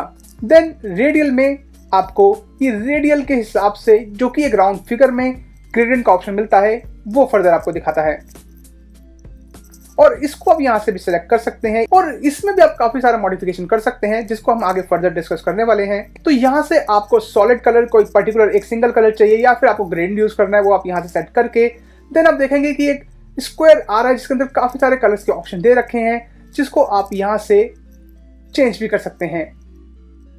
इससे आप कलर्स वगैरह चेंज कर सकते हैं जो भी आपको चाहिए। देन उसके साथ में ये जो बार आ रही है ये आपको फर्दर ऑप्शन देता है कि आपको उसकी ओपेसिटी कितनी रखनी है या कितनी उसकी वैल्यू के साथ आप इसको फर्दर यूज करना चाहेंगे। और आप देख पा रहे होंगे जब मैं इसको मूव कर रहा हूँ अप एंड डाउन तो यहाँ पर कलर वैल्यू चेंज हो रही है, ये ओपेसिटी की वैल्यू है। और इसके बाद फिर आपको यहाँ दिखेगा कलर मोड का पैनल, जहाँ पे आपको फर्दर एक ड्रॉप डाउन मेन्यू भी दिख रहा है जिस पे क्लिक करके आप देख पाएंगे कि हेक्स, RGB, HSP जैसी कुछ वैल्यूज यहाँ पर आ रही हैं जिनको आप अपने नीड के अकॉर्डिंग यूज कर सकते हैं। देन अगर आपको कोई पर्टिकुलर वैल्यू के साथ कलर पता है या आपके क्लाइंट की या किसी सुपीरियर की कोई रिक्वायरमेंट है कि पर्टिकुलर कलर यूज हो तो वो आप यहाँ से वैल्यू चेंज करके उसको यूज कर सकते हैं। देन ये ओपेसिटी है जिसको आप या तो यहाँ से भी कंट्रोल कर सकते हैं या फिर यहाँ से डायरेक्ट वैल्यू डाल के उस ओपेसिटी को आप यूज कर सकते हैं। फिर उसके बाद है ये कलर पिकर का ऑप्शन जिसको आप क्लिक करके एक कोई भी पर्टिकुलर कलर ले सकते हैं। जैसे कि अगर मुझे ये फॉन्ट का कलर चाहिए तो देखिए मैं एक कलर पिकर के थ्रू उस पर क्लिक करूंगा और यहाँ ऑटोमेटिकली उसने उसको पिक कर लिया है। सेम वे में अगर मैं चाहूँ कि बॉर्डर वाला येलो कलर आए तो ये देखिए यहाँ पे उसने येलो कलर को पिक कर लिया है। तो ये भी काफ़ी हेल्पफुल टूल है। और देखिए नीचे इसके बाद एक ही प्लस का आइकन आ रहा है जो कि आपके इन कलर्स को सेव करता है। अगर आप कोई एक बड़ा प्रोजेक्ट कर रहे हैं जिसमें सिमिलर कलर्स आपको बार बार यूज़ करने होंगे, तो बजाय कि बार बार आप जाके यहाँ से सेलेक्ट करें या फिर यहाँ पे वैल्यू इंसर्ट करें, आप जस्ट उस कलर को कलर पिकर से आपने अगर कोई कलर मान लीजिए हमने येलो फाइनल करा है, तो मैं इसको प्लस साइन पे हिट करके इसको सेव कर दूंगा। और नेक्स्ट टाइम जब भी मैं आगे दूसरी स्लाइड या दूसरे आर्टबोर्ड को यूज़ करूंगा, तो देखिए मुझे वो सेम कलर का ऑप्शन वहाँ पे दिख जाएगा, यानी कि अब डायरेक्टली मैं इसको क्लिक करके उस पर्टिकुलर कलर को ले सकता हूँ। तो यहाँ पे इसका एक बहुत बड़ा बेनिफिट आपको मिलता है। तो इस कलर पिकर के बाद हम बात करेंगे इसके बाकी ऑप्शंस की, ग्रेडियंट की, क्योंकि ये भी काफ़ी यूज़ होता है और काफ़ी हेल्पफुल रहता है डिज़ाइन को या आपके अपीयरेंस जो आती है उस डिज़ाइन की, उसमें आप ग्रेडियंट का यूज़ करते हैं तो कई बार वो बहुत ही ज़्यादा उसको अट्रैक्टिव और अच्छा बना देता है। तो देखिए पहले बात हम करते हैं लीनियर ग्रेडियंट की। जब मैंने इसको सिलेक्ट किया तो यहाँ पे इसके देखिए कलर के 2 वर्जन आ गए। तो अब देख रहे हैं यहाँ पर एक बार भी आ रही है जो कि इसको स्पेसिफाई कर रही है। ये देखिए लाइट येलो से ये थोड़ा डार्किश टोन इसकी जा रही है। इसको आप फर्दर यहाँ से कंट्रोल भी कर सकते हैं। और देखिए क्योंकि ये लीनियर है तो लीनियर वे में ही इसको कंट्रोल कर रहा है। जितना आपको चाहिए आप अकॉर्डिंगली इसको यहाँ से एडजस्ट कर सकते हैं। इसके अलावा आप इस कलर को यहाँ से फर्दर चेंज भी कर सकते हैं और अकॉर्डिंगली देखिए या अगर आपको यहाँ पे दूसरा कलर चाहिए तो आप उसको भी यहाँ से सेट कर सकते हैं। और देन अगर आपको चाहिए कि इसके अंदर एक कोई और कलर भी ऐड हो या एक से ज़्यादा कलर ऐड हो, तो इसलिए आपको जाकर यहाँ पे क्लिक करना है और यहाँ फिर आपको अपना वो कलर दे देना है। तो इस तरीके से आप उसको भी फर्दर अपने डिज़ाइन में कंट्रोल कर सकते हैं। अब अगर मैं चाहता हूँ यहाँ पे ऑलरेडी 3 कलर्स हैं, एक कलर और मैं ऐड करूँ, तो जस्ट मैं जाके क्लिक कर दूंगा और एक और कलर को यहाँ से ऐड कर दूंगा। सिमिलर वे में इसको मैं यहाँ से अगेन सिलेक्ट कर सकता हूँ और एडजस्ट कर सकता हूँ। देन अगर मैं चाहूँ कि ये मेरे को जो पहले कलर सेलेक्ट किया था वो नहीं चाहिए, तो जस्ट मैं उस पर जाके क्लिक करा और डिलीट की को प्रेस करके उसको डिलीट करा। तो इसी तरह से आप इसको फर्दर मॉडिफाई भी कर सकते हैं। सिमिलर वे में ये तो था एक लीनियर ग्रेडियंट का आउटलुक। सेम वे में जब आप रेडियल ग्रेडियंट पे जाएंगे तो आपको सेम चीज़ों से, सेम ऑप्शन से आप सब कुछ कंट्रोल कर सकते हैं और इसको आप फर्दर मॉडिफाई भी कर सकते हैं। ये देखिए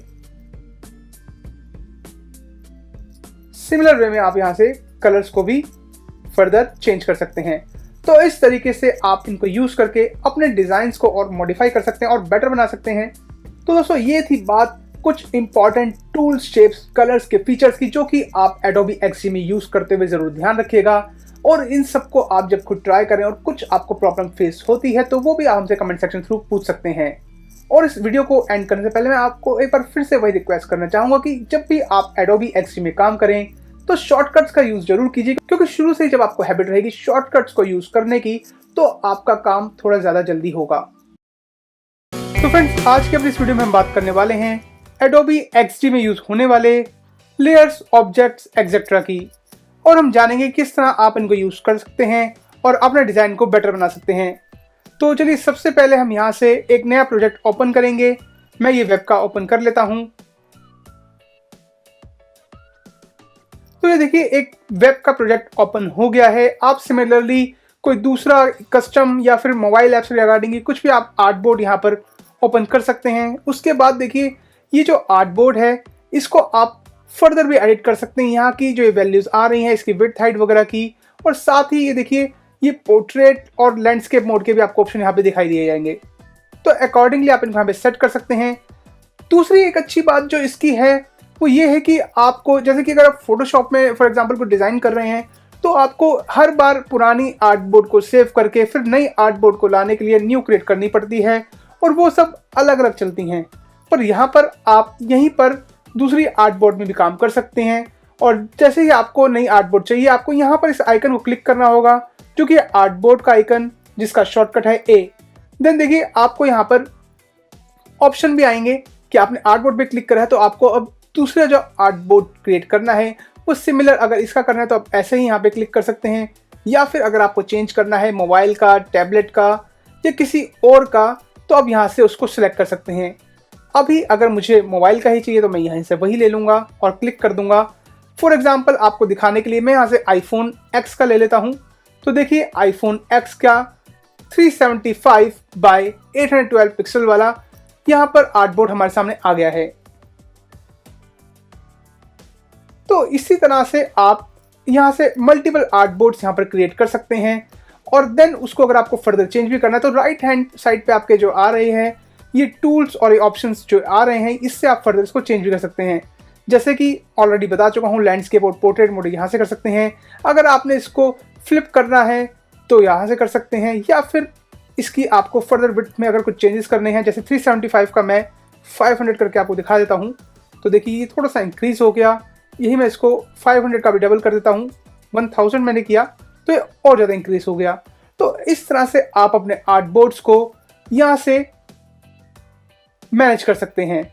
देन नीचे और भी काफ़ी सारे ऑप्शन है जिससे आप इनको फर्दर मॉडिफाई कर सकते हैं। और फिर देखिए जब आप दोबारा आर्टबोर्ड का ऑप्शन सेलेक्ट करेंगे या शॉर्टकट की जो है इसकी ए, उससे आप इसको सिलेक्ट करेंगे तो बिना यहाँ से कुछ भी सिलेक्ट किए जब आप यहाँ पर क्रिएट करेंगे तो आपको सिमिलर वही वाला आर्टबोर्ड दोबारा मिल जाएगा जो आपने इससे पहले यूज़ किया है। यानी कि आपको बार बार सेटिंग्स करने की जरूरत नहीं है। अगर आप किसी भी एक पर्टिकुलर प्रोजेक्ट पे काम कर रहे हैं तो सबकी उनकी विड्थ और हाइट जो है पेजेस की सेम होगी। तो इसी तरह आप मल्टीपल यहाँ पर क्रिएट कर सकते हैं। देन उसके बाद आप फर्दर यहाँ से इसको आगे मॉडिफाई कर सकते हैं, जैसे कि ये विड्थ हाइट वगैरह के ऑप्शन है। लैंडस्केप पोर्ट्रेट में आपको बता ही चुका हूँ। देन आपके पास यहाँ पर लेआउट में रिस्पॉन्सिव रिसाइज का है। उसके नीचे स्क्रॉलिंग का ऑप्शन है कि आप चाहते हैं वर्टिकल या फिर नन, तो आप अकॉर्डिंगली इसको भी सिलेक्ट कर सकते हैं। देन उसके नीचे आपको कलर का ऑप्शन मिलेगा कि अभी देखिए इसमें जो बैकग्राउंड कलर आ रहा है व्हाइट आ रहा है, व्हाइट ही सिलेक्टेड है। अगर आप चाहें तो इसको चेंज भी कर सकते हैं। और देखिए रेड हो गया यहाँ पर, मैंने जब इसको रेड करा तो इसी तरह आप इसके सारे ऑप्शंस यहाँ से फर्दर मॉडिफाई कर सकते हैं। और फिर साथ ही मैं आपको ये भी बताना चाहूँगा कि आर्टबोर्ड जब आप क्रिएट करते हैं और मल्टीपल आर्टबोर्ड्स में आप काम करते हैं तो एक बहुत ही इंपॉर्टेंट चीज़ याद रखने वाली जो है वो है इनकी नेमिंग। देखिए अभी ये वेब का था तो यहाँ पे वेब 1920-1 लिखा हुआ आ रहा है। और ये तो अभी जस्ट एक मैंने आपको एग्जांपल के लिए अलग अलग क्रिएट करके दिखाए हैं, लेकिन जब आप किसी भी पर्टिकुलर प्रोजेक्ट पे काम कर रहे होंगे तो बहुत सारे आर्टबोर्ड आपको वहाँ देखने को मिलेंगे। तो बहुत ही ज़रूरी है उनकी नेमिंग भी करना, जो कि आप ये जो लिखा हुआ आ रहा है वेब 1920, इस पर आप डबल टैप करेंगे तो ये रीनेम करने के लिए आपको पूछेगा और यहाँ पर आप उसको फिर अकॉर्डिंगली नेम कर सकते हैं। जैसे कि मैं इसको देता हूँ होम स्क्रीन का नेम। देन मैं जाता हूँ कि नेक्स्ट पे आप सिमिलरली डबल क्लिक करके स्क्रीन 1 का नेम दे सकते हैं। कुछ भी आप अपने नीड के अकॉर्डिंग नेम दे सकते हैं। और नेमिंग इनकी करना बहुत ज़रूरी है, क्योंकि जब आप डिज़ाइन करके आगे प्रोटोटाइप में इनको अटैच करेंगे तो आपको इससे बहुत ही इजीली पता चल जाएगा कि कौन सी स्क्रीन पे आपने क्या डिज़ाइन कर रखा है और अकॉर्डिंगली आप आपस में उनको अटैच कर देंगे। तो इसलिए नेमिंग करना बहुत ज़रूरी है। अब ये आर्टबोर्ड के बाद हम बात करेंगे एक दूसरे इंपॉर्टेंट ऑप्शन की, जो कि है लेयर्स। आप लेफ्ट हैंड साइड में देख रहे होंगे कि यहाँ नीचे एक ऑप्शन आ रहा है मिडिल में, तो ये लेयर्स का ऑप्शन है और उसका जो शॉर्टकट है वो है Ctrl+Y। जब मैं इसको क्लिक करता हूँ तो देखिए यहाँ पर एक ये लेयर्स का ऑप्शन एक पैनल यहाँ पर ओपन हो गया है। अब इसके आगे यूज को हम डिस्कस करते हैं। तो देखिए सबसे ऊपर तो यहाँ पर ऑल आइटम्स लिखा हुआ है और एक ड्रॉप डाउन मेन्यू आपको यहाँ पे देखने को मिल रहा है, जिस पे आप क्लिक करेंगे तो आपको फर्दर दिखेगा कि इमेजेस, शेप्स और टेक्स्ट के भी ऑप्शन आ रहे हैं। जब ऑल आइटम सेलेक्ट होगा तो आपको सारी आइटम्स यहाँ पर दिखाई दी जाएंगी। जैसे कि देखिए जितने भी आर्टबोर्ड यहाँ पर क्रिएट हो रखे हैं वो सारे आपको यहाँ पे दिख रहे हैं। और उसके बाद जस्ट अगर आप इस ड्रॉप डाउन मेन्यू से शेप्स पे क्लिक करेंगे तो यहाँ पे कुछ भी नहीं दिखेगा, क्योंकि अभी कोई शेप हमने बनाई नहीं है। लेकिन जैसे ही हम यहाँ पर कोई शेप ड्रॉ करेंगे तो देखिए वो आपको यहाँ पे दिख जाएगी। ये मैंने रेक्टेंगल यहाँ पे क्रिएट किया और यहाँ पे इसने रेक्टेंगल ले लिया है। तो लेयर्स का आगे और भी जो यूज हम वो डिस्कस करते हैं। अब मैंने ये एक लेयर ली और रेक्टेंगल बनाया। देन इसको मैं एक कलर दे देता हूँ। ये रेक्टेंगल को एक ग्रीन कलर दे दिया। देन फर्दर मैं एक एलिप्स टूल लेके कुछ और इसमें क्रिएट करता हूँ और इसको भी एक डिफरेंट कलर दे देता हूँ। तो देखिए यहाँ पर 2 लेयर्स आ गई हैं। देन फर्दर मैं इस पर टेक्स्ट ऐड करता हूँ।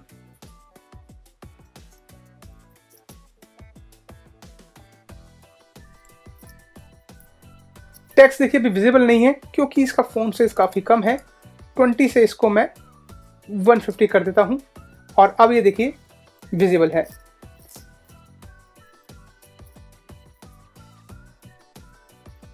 सिमिलरली आप बाकी चीज़ें भी अपने टेक्स्ट में जो भी चेंज करना है वो यहाँ से कर सकते हैं। और इसके बारे में और ज़्यादा जानने के लिए आप हमारी प्रीवियस वीडियोस को चेक कर सकते हैं जिसमें मैंने डिटेल में इसके बारे में बात की है। तो अभी हम यहाँ पर बात कर रहे हैं लेयर्स की। तो अब देखिए लेयर्स का एक बहुत इंपॉर्टेंट रोल ये भी रहता है कि सबसे पहले हमने रेक्टेंगल बनाया था तो वो आ रहा है, फिर एलिप्स आ रहा है, फिर टेक्स्ट आ रहा है, जो जो हम बनाते गए हैं वो यहाँ पर आता जा रहा है। अब देखिए अगर आप चाहते हैं कि कुछ भी आपने इसमें चेंज करना है, मूव करना है, तो एक तो आप यहाँ से बहुत ही ईजिली कर सकते हैं। जैसे कि रेक्टेंगल को अगर मैं एलिप्स के ऊपर ले आऊँगा तो देखिए अब एलिप्स यहाँ पर नहीं दिख रहा है क्योंकि वो इसके पीछे हाइड हो गया है। तो कुछ भी अगर आपको ऐसे चेंज करना है तो आप यहाँ से कर सकते हैं। इसके अलावा आप देख रहे होंगे कि जब भी मैं यहाँ पर अपना कर्सर लेके जा रहा हूँ तो ये 3 ऑप्शन साइड में हाईलाइट हो रहे हैं। ये जो ऑप्शंस है इनका यूज़ ये देखिए, जो पहला ये आ रहा है मार्क, ये है एक्सपोर्ट के लिए। देन ये लॉक का साइन है जिससे आप क्लिक करके अपनी लेयर को लॉक कर देंगे। जैसे कि मैंने इस एलिप्स को लॉक कर दिया है। अब अगर मैं देखिए इसको मूव करने की कोशिश करूंगा तो ये मूव नहीं हो रहा। देखिए मैंने टेक्स्ट को मूव कर दिया, मैंने रेक्टेंगल को भी मूव कर दिया, पर जब मैं इस एलिप्स पे क्लिक कर रहा हूँ और इसको मूव करने की कोशिश कर रहा हूँ तो ये मूव नहीं हो रहा। साथ ही आपको ये लॉक का साइन भी यहाँ दिख रहा है। तो एक बहुत ही यूजफुल चीज़ है और अकॉर्डिंगली आप इसको यूज़ कर सकते हैं। देन देखिए इसके साथ एक आई का ऑप्शन आ रहा है जिसपे मैं क्लिक करूँगा तो ये हाइड हो जाएगा और जब मैं वापस पे क्लिक करूँगा तो ये अपेयर हो जाएगा। तो इसी तरह से आप इन ऑप्शंस को भी अपनी नीड के अकॉर्डिंग यूज़ कर सकते हैं। देन जब आप एक बहुत बड़ा डिज़ाइन बना रहे होते हैं तो आपको ग्रुप करने में भी काफ़ी इजी होता है कि एक डिज़ाइन के एलिमेंट्स आपको एक ग्रुप के अंदर स्टोर होके वो बहुत ही बेनिफिट देते हैं। तो ग्रुप अगर आपको क्रिएट करना है तो सिंपली आपको यहाँ से देखिए सिलेक्ट करना है जिन भी एलिमेंट्स को आप चाहते हैं ग्रुप हों। जैसे मैं चाहता हूँ कि टेक्स्ट और एलिप्स ही एक ग्रुप में आए, देन मैं राइट क्लिक करूँगा और ग्रुप का यहाँ पे ऑप्शन मुझे दिख जाएगा जो कि शॉर्टकट जिसका है Ctrl+G। तो देखिए जैसे मैंने क्लिक करा तो ये ग्रुप बन गया। अब मैं इसको फर्दर ओपन करने के लिए इसके आइकन पे डबल क्लिक करूंगा और ये अपेयर हो जाएगा। तो इसी तरह से आप इसको ग्रुप करके भी चीज़ों को, अपने डिज़ाइन को और बेटर और एक ईजी ये चीज़ बन जाती है जब भी आपको लॉन्ग टर्म में कुछ भी डिज़ाइन वापस आपको देखना है या समझना है या अलग करना है। कई बार आपको कोई एलिमेंट्स ही फॉरवर्ड करने होते हैं आगे डेवलपमेंट टीम के लिए, तो उस चीज़ में भी ये आपको काफ़ी हेल्प करता है। और इस लेयर ऑप्शन के बाद मैं आपसे आगे फर्दर डिस्कस करना चाहूँगा इसके सेलेक्ट टूल को जिसका शॉर्टकट है वी। देखिए जब आप एक बड़ा डिज़ाइन बना रहे हैं और काफ़ी सारी चीज़ें हैं उसके अंदर, तो ये सेलेक्ट टूल भी काफ़ी आपकी हेल्प करता है टाइम्स जब आपको मान लीजिए मल्टीपल चीज़ें सेलेक्ट करनी है लेकिन आपको A to Z सब कुछ सिलेक्ट नहीं करना है। लेट्स से देखिए अगर मेरे को सारी चीज़ें यहाँ पे सिलेक्ट करनी है तो मैं सिंपली इसको ड्रैग करूँगा और देखिए सब कुछ यहाँ पे सिलेक्ट हो गया है। सिमिलरली जब मैं चाहता हूँ कि एक पर्टिकुलर चीज़ ही मेरे को चाहिए तो मैं शिफ्ट का ऑप्शन प्रेस करके पर्टिकुलर चीज़ों को ले लूँगा। जैसे कि यहाँ पर ये एलिप्स और टेक्स्ट को ही सिलेक्ट कर लिया मैंने। तो मल्टीपल चीज़ें जब भी आपको यूज़ करनी है या सिलेक्ट करनी है तो आप शिफ्ट प्रेस करके उसको कर सकते हैं। और अगर आपको किसी आर्टबोर्ड में सब कुछ ही चाहिए तो आप सिंपली Ctrl+A प्रेस करके, जो कि शॉर्टकट की है सेलेक्ट ऑल की, उससे भी आप सब कुछ सिलेक्ट कर सकते हैं। और इसके अलावा सिलेक्ट टूल का एक और जो फायदा आपको मिलता है वो ये कि जब भी आप सिलेक्ट टूल यूज़ करते हैं और अपने ऑब्जेक्ट्स या शेप्स को मूव करते हैं तो आप देखेंगे कि ब्लू या ये पिंक गाइड आपको शो हो रही होगी, ये अपेयर हो रही है। अब इन गाइड्स का क्या मीनिंग है ये भी यहाँ जान लेते हैं कि देखिए सबसे पहले तो ब्लू गाइड जो है ये अपेयर होती है कि आपको बताती है कि आपका जो ये शेप या ऑब्जेक्ट आप मूव कर रहे हैं वो दूसरे ऑब्जेक्ट के अलाइन में है। देखिए जैसे ही मैं इसको ला रहा हूँ तो ये बता रहा है कि पूरा ये अलाइन में है इसके, और जब मैं इसको ऊपर करता हूँ तो ये ऊपर से ये रेक्टेंगल किसने बता दी कि यहाँ पे इसके अलाइन में है। सिमिलरली ये जो दूसरी पिंक गाइड्स आ रही हैं ये डिस्टेंस बता रही है कि अब ये रेक्टेंगल से 270 298 और ये इस तरह आप देख रहे हैं जो नंबर है चेंज हो रहा है। ये इसको सिग्निफाई करता है कि कितना डिस्टेंस है इनमें। तो ये भी एक बहुत ही काम की चीज़ होती है। और जब भी आपको मल्टीपल चीज़ें जो सिमिलर हों एक इक्वल डिस्टेंस पे रखनी है वहाँ पे ये यूज़ में आती है। और इसके अलावा अगर आपको किसी भी ऑब्जेक्ट को या शेप को बिना मूव किए देखना है कि वो किस डिस्टेंस पे है तो सिंपली आपको उस पर्टिकुलर ऑब्जेक्ट को सिलेक्ट करना है और ऑल्ट की को प्रेस करना है। उससे आपको पता चल जाएगा कि कहाँ से उसका कितना डिस्टेंस है, जैसे इसमें पता चल रहा है। सिमिलरली अगर आप टेक्स्ट को क्लिक करेंगे और ऑल्ट दबाएंगे तो आपको अगेन बता देगा कि किससे कितना डिस्टेंस में है वो। तो ये भी काफ़ी एक यूजफुल चीज़ है जो कि कॉम्प्लेक्स डिज़ाइनिंग के टाइम आपको बहुत हेल्प करती है। देन सिलेक्ट टूल से जो एक और चीज़ आप कर सकते हैं वो है अपने सिमिलर ऑब्जेक्ट्स को आप दोबारा क्रिएट करने के बजाय सिंपली कॉपी पेस्ट कर सकते हैं। और ये बहुत ही सिंपल है, जस्ट आपको पर्टिकुलर ऑब्जेक्ट को या शेप को सिलेक्ट करना है और कंट्रोल सी जो कि शॉर्टकट की है कॉपी की, उससे आपको कॉपी करना है। देन कंट्रोल वी जो कि शॉर्टकट है पेस्ट का, उसे पेस्ट करना है। और देखिए मैं यहाँ कंट्रोल सी कंट्रोल वी कर चुका हूँ और यहाँ पर ही इसके ऊपर ही उसने उस ऑब्जेक्ट को कॉपी कर दिया था। और यहाँ लेयर में देख सकते हैं कि रेक्टेंगल 1 के बाद रेक्टेंगल 2 अपेयर हो गया है। तो इस तरह जब आप एक बड़ा डिज़ाइन बना रहे हैं और सिमिलर आपको शेप्स या डिज़ाइन चाहिए तो इसको टूल को यूज़ करके आप ये इजीली कर सकते हैं। और इसके बाद सिलेक्ट टूल से ही आप अपने ऑब्जेक्ट्स या शेप्स को इजीली रिसाइज भी कर सकते हैं। देखिए सबसे पहले आपने अपना पर्टिकुलर ऑब्जेक्ट या शेप सिलेक्ट की, देन उसके बाद आपको जहाँ से भी उसको मूव करना है या रिसाइज करना है सिंपली आप उसको ड्रैग कर सकते हैं और वो उस साइड से इंक्रीज या डिक्रीज हो जाएगा। और अगर आप चाहते हैं कि आपकी पर्टिकुलर शेप इक्वली हर साइड से उसका प्रोपोर्शन इक्वली ग्रो करे तो आपको शिफ्ट की प्रेस करना है और उसको ड्रैग करना है, उससे इक्वली हर साइड से वो ग्रो करेगा। तो इसी तरह से आप रोटेट भी कर सकते हैं। रोटेट के लिए आपको ऑल्ट की प्रेस करनी है और वो इक्वली ही 15 डिग्री के एंगल पे आप देखेंगे कि रोटेट होगी। और इस तरीके से आप इजीली उसको रोटेट कर सकते हैं। और यही चीज़ आप अगर पर्टिकुलर आपको वैल्यू पता है तो आप ये राइट से भी देखिए ऑल्ट प्रेस कर रखा है, यहाँ पे रोटेट का एंगल आ गया। मैं चाहता हूँ कि ये 90 डिग्री हो तो ये मैंने जस्ट यहाँ से प्रेस किया और सिंपली ये मूव हो गई है। तो सिलेक्ट टूल से ही आप रीसाइजिंग और रोटेट को भी बहुत ही इजीली परफॉर्म कर सकते हैं। देन डिज़ाइनिंग करते हुए एक और चीज़ जो आपको बहुत ही यूज़फुल लगेगी वो है अलाइनमेंट का फीचर, जो कि आप यहाँ राइट हैंड पे देख पा रहे होंगे। ये सारे अलाइनमेंट से रिलेटेड टूल्स हैं, ऑप्शंस हैं। तो अब देखेंगे जैसे ही मैं इन सभी शेप्स को सिलेक्ट करता हूँ यहाँ पर ये टूल्स वापस हाईलाइट हो गए हैं। इनके अलग अलग रोल्स हैं लेकिन ऑलमोस्ट सेम काम करते हैं। जैसे कि ये अलाइन टॉप के लिए है और ये जो इसके साथ आ रहा है ये मिडल के लिए है, ये जो है बॉटम के लिए है। तो सिमिलरली ये इसी तरह के फीचर्स अपना ये आप यूज़ करके अपने इनको अलाइन कर सकते हैं। जैसे कि देखिए अगर मैं अलाइन टॉप करता हूँ तो इसने सभी शेप्स को टॉप के अकॉर्डिंग अलाइन कर दिया। मैं अंडू करके आपको यही बॉटम के दिखाता हूँ। तो देखिए बॉटम से यहाँ पे अलाइन हो गया। सिमिलरली इसके आगे भी आप इनको यूज़ कर सकते हैं हॉरिजॉन्टली।